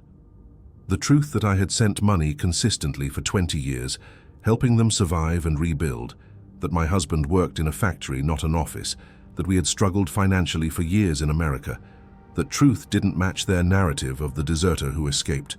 The reunion was painful but necessary. We needed to confront these myths and resentments. Gradually, over several visits, we rebuilt some relationship, though it never fully healed. Some war brides organized group returns, chartering planes to visit homeland together, rather than facing it alone. These organized trips provided crucial emotional support for confronting difficult memories and drastically changed landscapes. The largest such trip, organized by the German War Brides Association of America in 1987, brought 300 women to Germany for a 2-week tour visiting major cities and allowing individual side trips to hometowns. Returning together gave us strength we couldn't have found alone, explained organizer Christina Thomas. We could share our shock at how everything had changed, share our grief for what was lost, share our joy at unexpected reunions with surviving relatives. Individual returns were often traumatic, overwhelming in their emotional complexity. Group returns provided community and support, making the experience healing rather than just painful. The numbers behind this massive social transformation tell a story of unprecedented cultural mixing between former enemies. Marriage statistics reveal the scale. 14,000 to 20,000 German women married American servicemen between 1946 and 1955, with the peak year being 1946, when approximately 2,500 marriages occurred. Remarkably, 70% of these marriages lasted over 20 years, significantly better than the 50% rate for average American marriages of that era. 15% ended in divorce within 5 years, often because of the misrepresentation or cultural incompatibility that became apparent once couples settled in America. Another 15% ended with the soldier's death, either in the Korean War or in subsequent military service. Immigration patterns show the steady flow of women westward across the Atlantic. The first ship departed February 3, 1947, with 317 women and their children. The peak immigration year came in 1949, with 3,500 arrivals as the bureaucratic process streamlined and the backlog cleared. Average wait between marriage and immigration permission was 8 months, 8 months of separation and uncertainty. 60% of war brides settled in urban areas where services, employment, and often existing German-American communities made integration easier. 40% ended up in rural or small-town America, facing greater isolation but sometimes finding tight-knit communities. Geographic distribution across America reflected both military assignments and soldiers' home states. New York received 2,500 war brides, the largest number of any state. California received 2,000, drawn by climate and opportunity. Texas welcomed 1,800. Pennsylvania, with its strong German-American heritage, absorbed 1,500. Illinois took 1,200, many settling in Chicago's diverse neighborhoods. Wisconsin, heartland of German-American culture, received 1,000. Ohio absorbed 900, and the remaining states divided 5,100 among them, scattering German women across the entire American landscape. Children's statistics reveal another dimension of the occupation's human legacy. Approximately 37,000 children were born to American fathers and German mothers during the occupation years. 5,000 of these were mixed-race children with African-American fathers, facing unique challenges. 500 mixed-race children found new lives through adoption by American families, primarily African-American families through the Brown Baby Plan. 80% of legitimate children, those whose parents had married, immigrated to America with their mothers, beginning new lives as American citizens. 20% remained in Germany with relatives, often because mothers couldn't obtain immigration papers or fathers had abandoned them. Employment patterns show how American occupation transformed German economic life. 300,000 Germans worked for U.S. military by 1946, an enormous number representing crucial income. 100,000 German women filled administrative and service roles, working as secretaries, translators, telephone operators, and domestic workers. Average German wage was 120 Reichsmarks monthly before currency reform, barely survival level. American employment paid 200 Reichsmarks plus benefits, actually better than it sounds because of access to American goods. Post-currency reform wages equalized within 2 years as the German economy recovered and normal market forces reasserted themselves.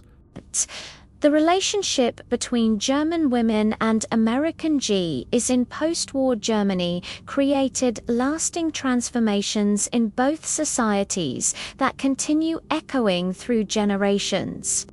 These unions, born from unique and often desperate historical circumstances, challenged deep prejudices on both sides, created bicultural families spanning oceans, and built human bridges between former enemies that proved more durable than any diplomatic treaty. The immediate post-war period, characterized by desperate survival strategies, prohibited fraternization that collapsed almost immediately, and uncomfortable power imbalances gradually evolved into genuine cultural exchange as economic recovery and political normalization progressed through the late 1940s and early 1950s. The 14,000 to 20,000 German women who married American servicemen faced extraordinary challenges ranging from bureaucratic obstacles designed to discourage these unions to social ostracism in both Germany and America, to the practical difficulties of building lives across enormous cultural divides, yet most successfully integrated into American society over time, contributing to their communities and raising children who became natural bridges between German and American cultures. Their children and grandchildren, the second and third generations carrying dual heritage, became natural ambassadors between cultures, contributing significantly to German-American relations during the Cold War years and beyond, in ways neither government had anticipated or planned. Many pursued international careers, leveraging their bicultural understanding in an increasingly globalized world where such skills became invaluable. We were accidents of history who became agents of reconciliation, reflected Anna Patterson nee Mueller at a 1995 war bride reunion gathering hundreds of elderly women who had made this journey. Our marriages, born from wars, chaos, and desperation, helped build peace between former enemies. Our children became living bridges between nations that had tried to destroy each other. Our lives proved something important, that human connection transcends national hatred, that love can emerge even from the deepest enmity, that from destruction can come unexpected construction. By 1955, when the occupation officially ended and West Germany joined NATO as a full partner and ally, the relationship between Germans and Americans had fundamentally transformed beyond anyone's expectations. The desperate fraternization of 1945, driven by hunger, loneliness, and the chaos of defeated society, had evolved into genuine partnership between allies facing common threats. The German women who had cleared rubble for starvation wages in the immediate post-war years now worked as respected, properly paid employees in American military installations. Those who had traded dignity for chocolate in the desperate early years could now shop with Deutschmarks in a recovering economy offering increasing prosperity. The Emila Pugin who faced ostracism and judgment for dating Americans in the hungry years now saw German-American friendship enshrined as official national policy. Wolfgang Petersen, son of a German war bride, captured this transformation beautifully in his 2000 documentary Bridges of Love, which featured dozens of interviews with aging war brides and their families. My mother's generation built bridges with their bodies and hearts that politics and diplomacy couldn't construct alone, he observed. They were criticized as traitors, ostracized as collaborators, later celebrated as pioneers, and ultimately vindicated as history recognized their role. Their personal choices, made in desperate circumstances, became historical forces that shaped the post-war world. The occupation years revealed fundamental truths about human nature under extreme conditions, truths that resonate beyond this specific historical moment. When survival is genuinely threatened, social barriers collapse with remarkable speed. When basic human needs are finally met, genuine relationships become possible rather than transactional. When former enemies interact consistently as individuals rather than as representatives of hostile nationalities, reconciliation follows naturally. The magnitude of the German-American encounter in occupied Germany can be measured through revealing statistics that demonstrate both the scope of this transformation and its lasting impact on both societies. Occupation force strength at its peak reached 1.6 million American military personnel in May 1945. The force stabilized at 200,000 for the sustained occupation period from 1946 to 1950. Military dependents in Germany numbered 30,000 by 1950, transforming occupation into something resembling normal garrison duty. German employees of US forces reached 300,000 in 1946, representing crucial employment. Total Americans cycling through occupation assignments reached approximately 3 million between 1945 and 1955, millions of individual Americans who experienced Germany firsthand. Economic disparities that shaped every interaction included German civilian rations providing 1,000 to 1,550 calories daily, starvation level. American military rations provided 4,000 calories daily, abundance that shocked Germans. German average monthly wage was 120 Reichsmarks before reform. A black market carton of cigarettes cost 1,000 Reichsmarks, representing months of wages. But the PX price for the same carton was $1, equal to 10 Reichsmarks at official exchange rates, showing the vast wealth disparity. Social transformation indicators included 450 dance halls operating in the American zone by 1947. America houses attracted 80,000 visitors monthly in Munich alone by 1950. German youth activities programs engaged 250,000 participants annually. German-American women's clubs established 85 chapters by 1952. Cultural exchange programs reached 500,000 participants total between 1945 and 1955. Relationship outcomes showed 2,500 marriage applications filed the first day legalization occurred. Total marriages during occupation years reached 14,000 to 20,000. War brides confirmed as immigrating to America numbered 14,000, though the actual number may have been slightly higher. Children from German-American relationships totaled 37,000. Mixed-race children numbered 5,000, facing particular challenges.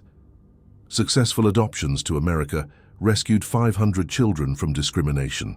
Geographic impact centered on major occupation cities: Frankfurt, Heidelberg, Munich, Stuttgart, and Berlin. Heidelberg's American population reached 20,000 continuous presence. Frankfurt requisitioned 3,700 apartments for American families. Campbell Barracks could house 10,000 soldiers. Mark Twain Village contained 800 housing units. Patrick Henry Village covered 97.5 hectares, a substantial American enclave. The individual voices of German women who lived through these years provide the essential human dimension to historical statistics and policy documents. Their stories, carefully preserved in letters, diaries, and oral histories collected by various institutions, reveal the complexity of survival, adaptation, and transformation. Lisa Lotta Williams, née Kruger, interviewed in 1990 when she was an elderly woman looking back over decades, provided detailed insight that captures the desperation. People today simply cannot understand the desperation of 1945, she insisted. My father was dead in Russia, killed in the final terrible campaigns. My brother was missing in action, never heard from again. Our house was destroyed by bombing, reduced to rubble. I was 19 years old, educated at gymnasium, spoke fluent English, but there was absolutely no work available except clearing rubble for 72 Reichsmarks monthly, not nearly enough even for food. When the Americans advertised for translators, 500 women applied desperately for just 10 positions. I was incredibly lucky that my gymnasium English impressed them enough to hire me.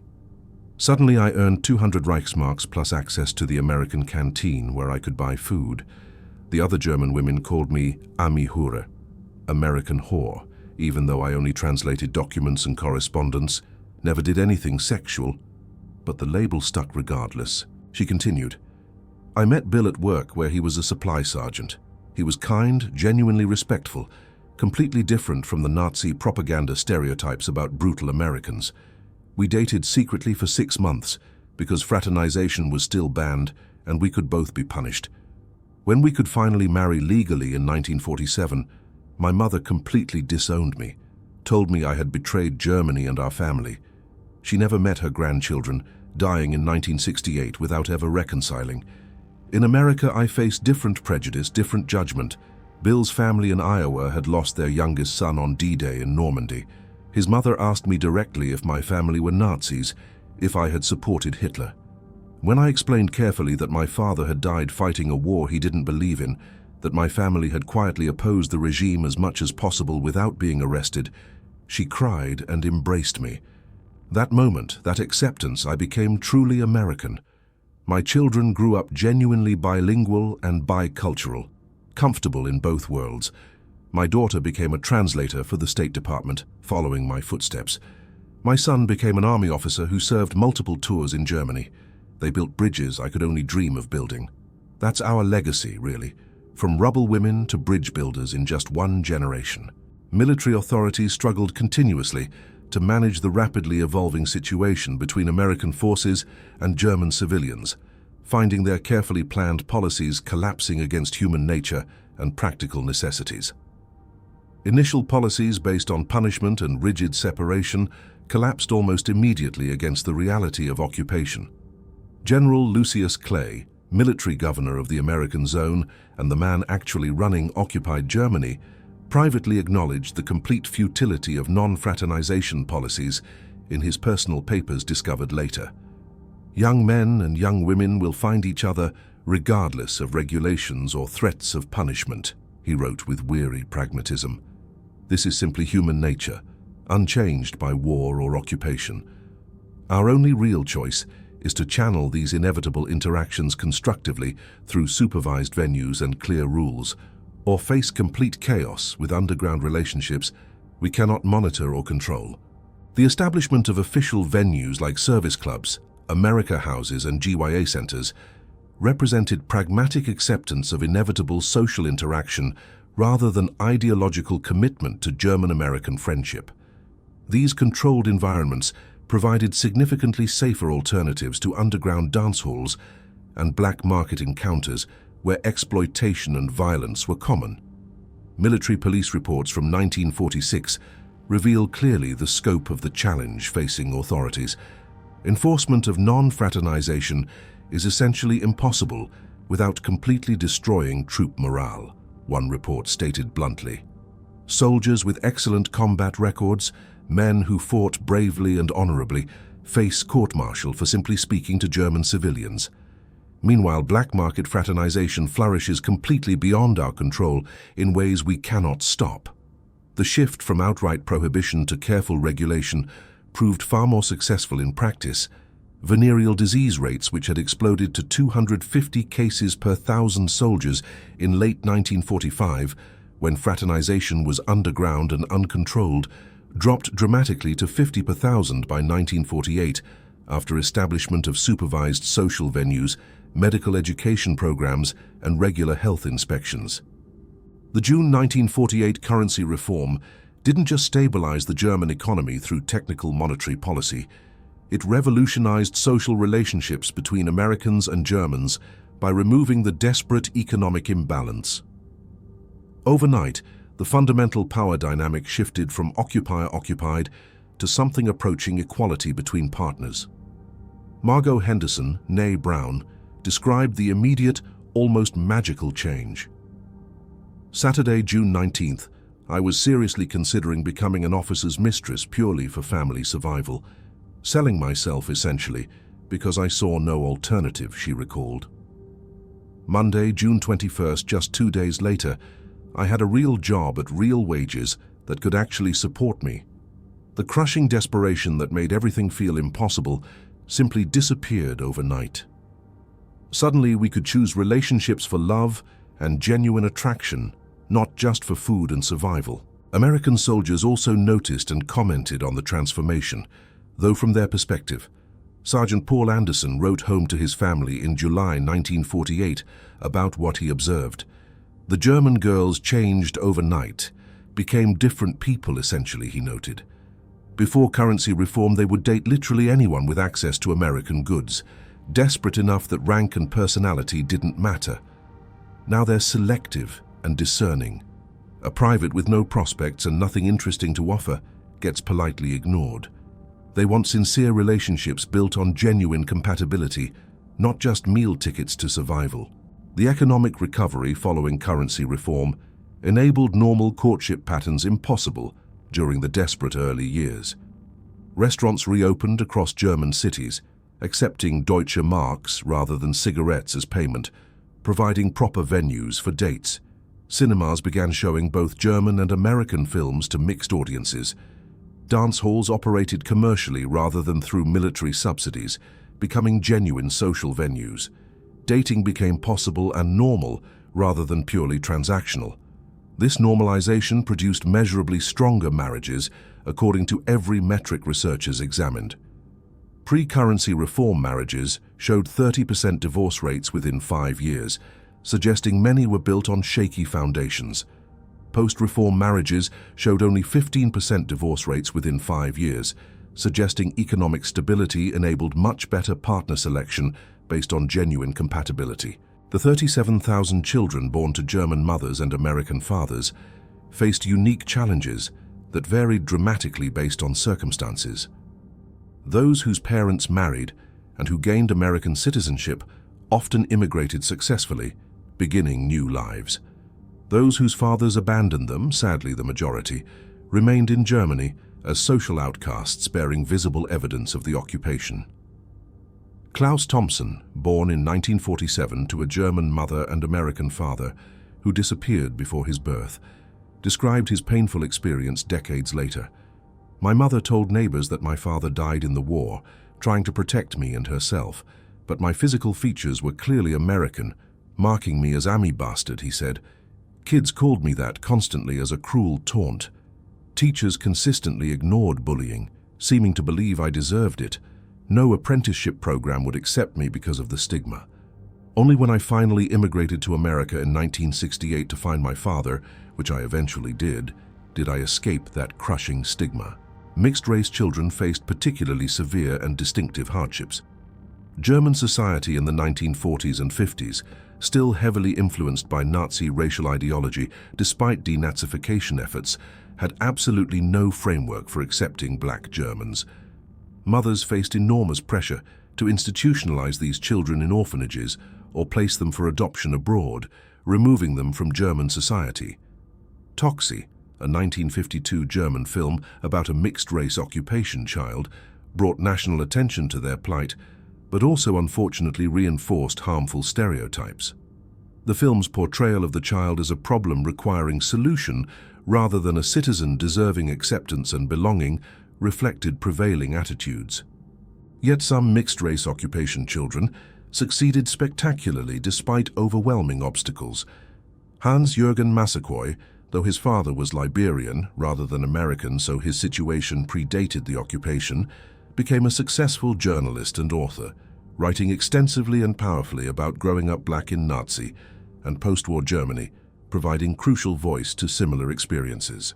The presence of American forces introduced profound cultural changes extending far beyond jazz music and chewing gum, deeper transformations in how Germans thought and behaved. German women who worked for or married Americans became essential conduits for social transformation that reshaped post-war German society. American informality directly challenged deeply ingrained German hierarchical traditions. German secretaries found themselves addressing American officers by first names, something absolutely unthinkable in traditional German offices, where titles and formal address were sacred.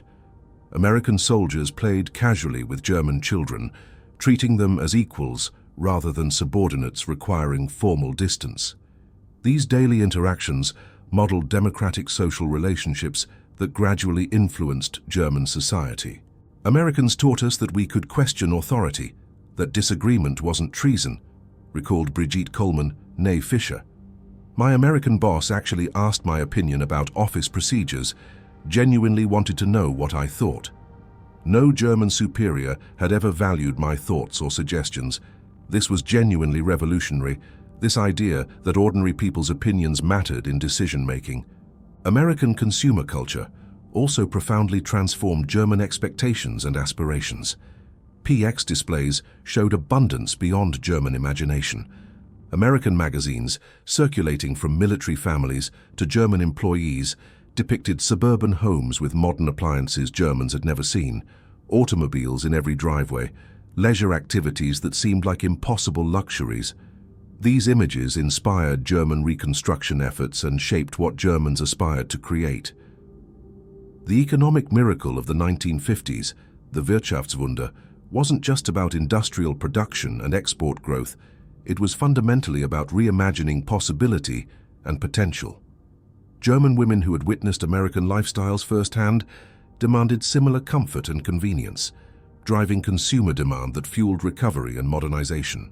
Military chaplains played unexpected but crucial roles in German-American relationships, evolving from initial opposition to passionate advocacy. Initially supporting fraternization bans as matters of military discipline and maintaining proper separation, many became powerful advocates for international couples after counseling hundreds of sincere relationships that challenged their assumptions. Chaplain Thomas O'Brien's 1947 report to his superiors influenced policy changes at the highest levels. "I have counseled hundreds of couples at this point," he wrote.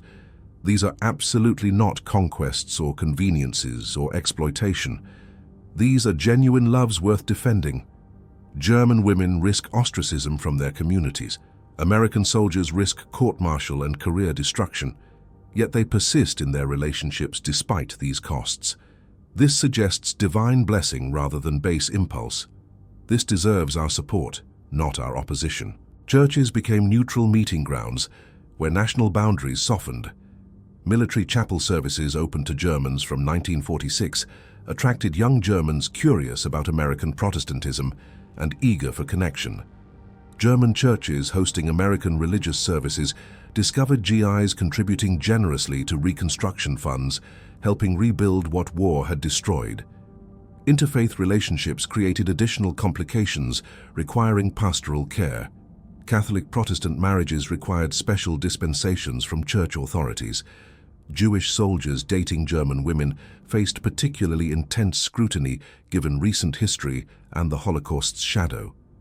Yet love transcended religious boundaries, just as it had transcended national ones. "Faith became our bridge when everything else divided us," explained Ruth Anderson, née Wagner, a Lutheran who married a Catholic sergeant.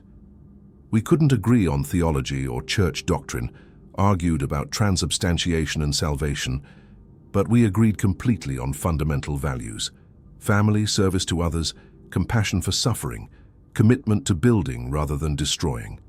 That shared moral foundation sustained our marriage successfully for over 40 years until his death." The decade of American occupation fundamentally altered both German and American societies in ways still visible generations later.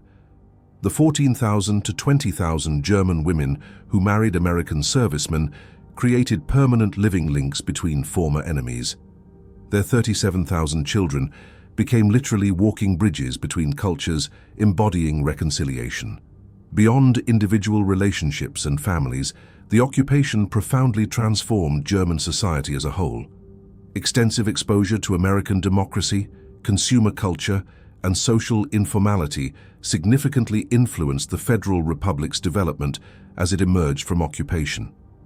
The German economic miracle wasn't purely industrial recovery and Marshall Plan aid, but also fundamental social transformation inspired by American models of possibility. American society also changed, though more subtly and less obviously. War brides introduced German efficiency, educational emphasis, and cultural traditions that enriched American communities in countless small ways. Their children often became international specialists and cultural mediators, contributing significantly to American global engagement during the Cold War and beyond. "We were ambassadors whether we intended to be or not," reflected Christina Patterson, née Miller, at a 2000 War Bride reunion. "Our marriages weren't just personal choices made for personal reasons, they were historical forces that shaped the post-war world. We proved through our lives that enemies could become allies, that hatred could transform into love, that destruction could become construction. That's what we accomplished, often without fully realizing it at the time."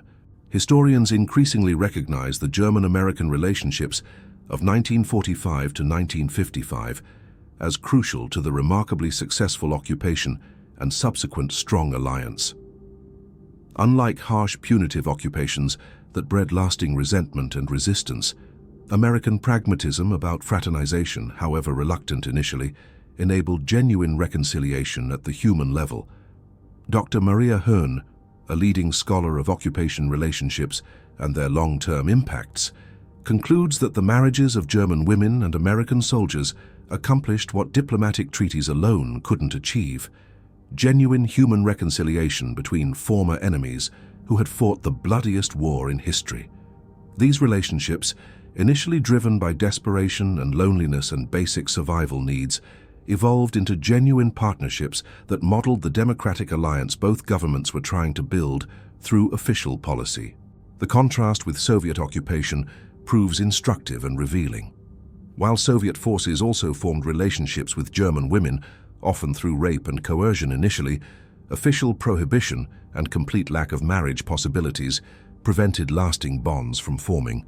The American zone's evolution from strict prohibition to grudging acceptance to official recognition created enduring personal connections that strengthened political alliance.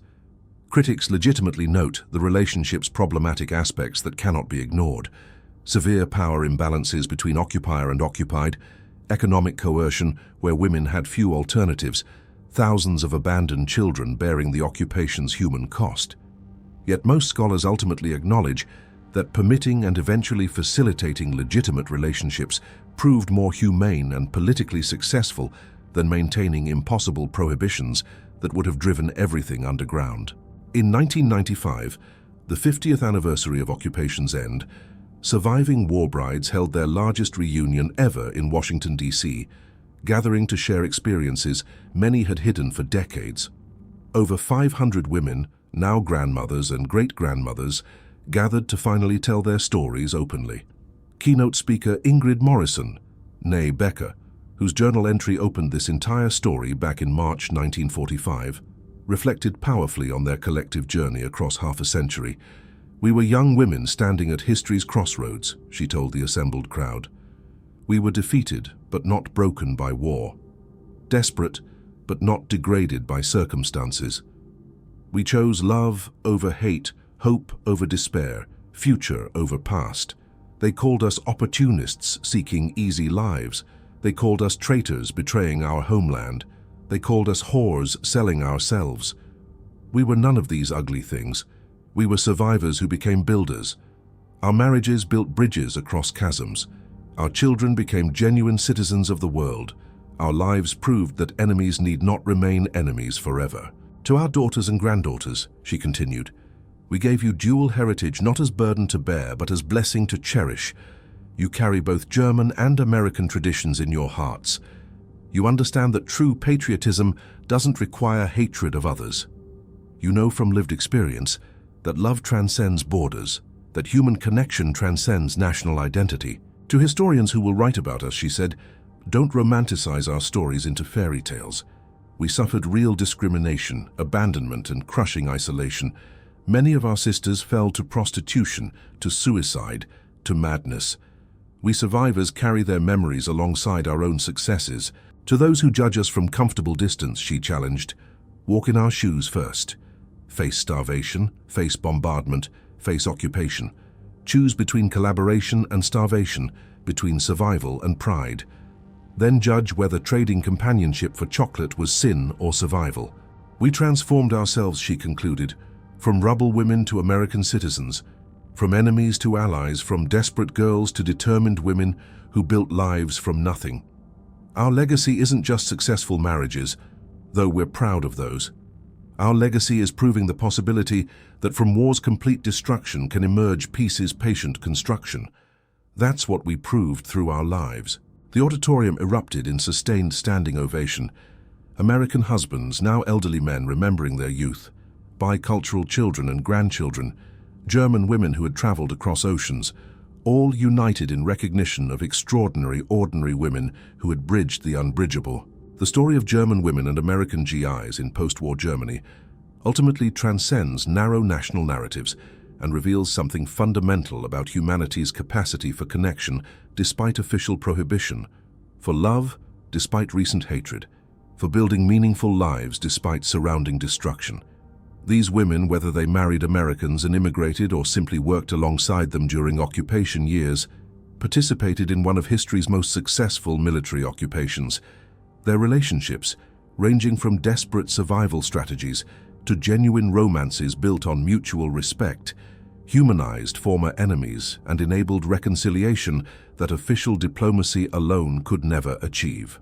The transformation from the desperate fraternization of 1945 to the genuine partnership of 1955 parallels Germany's own evolution from defeated enemy to democratic ally. The personal became inescapably political as individual relationships modeled international reconciliation.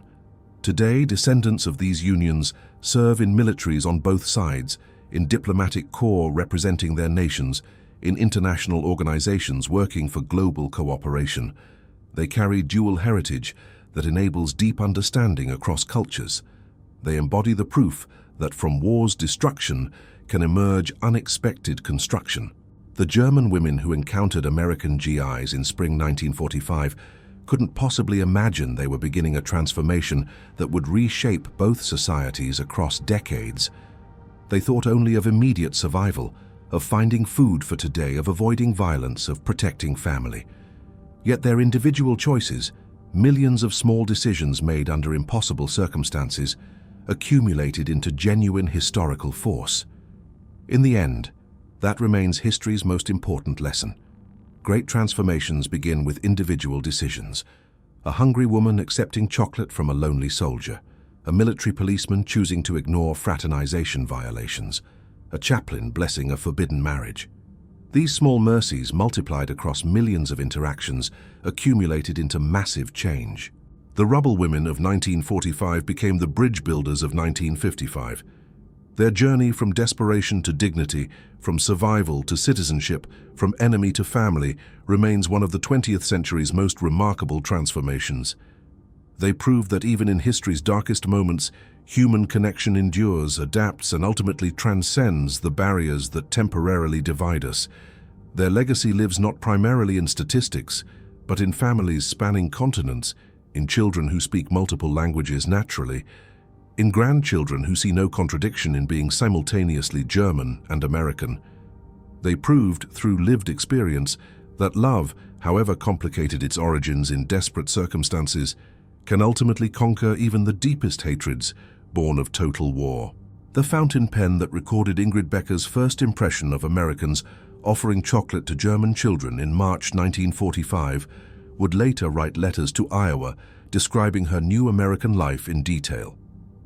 The transformation was complete and profound. The conquered had become family, the occupied had become citizens, the enemies had become the closest of allies. That transformation, replicated thousands of times in individual lives across occupied Germany, fundamentally changed the course of history. From the rubble of total war emerged not just physical reconstruction of buildings and infrastructure, but genuine human reconciliation between peoples. The German women and American GIs, who found each other in occupation's chaos, created from destruction something neither side had imagined possible: lasting peace built on personal connection rather than imposed through force. Their story reminds us powerfully that history's great transformations often begin not in parliaments or palaces where leaders negotiate, but in simple human moments when former enemies discover their shared humanity. In occupied Germany, that discovery began with a chocolate bar offered to a hungry child, a smile exchanged across language barriers, a dance in a bombed-out basement, and ended with families that spanned oceans and generations that literally embodied reconciliation. The German women who experienced American occupation didn't just passively witness history unfolding. They actively transformed it through countless individual acts of courage, compromise, and connection. Their legacy endures in every family reunion that crosses the Atlantic, every bilingual grandchild code-switching effortlessly between languages, every moment when former enemies meet as friends rather than as historical antagonists. They were ordinary women in extraordinary circumstances who proved that human resilience and adaptability can transform even history's darkest chapters into bridges toward a better future. Their journey from rubble to reconciliation remains powerful testament to the transformative power of human connection to transcend the divisions that history creates, proving that even enemies can become family when given the chance.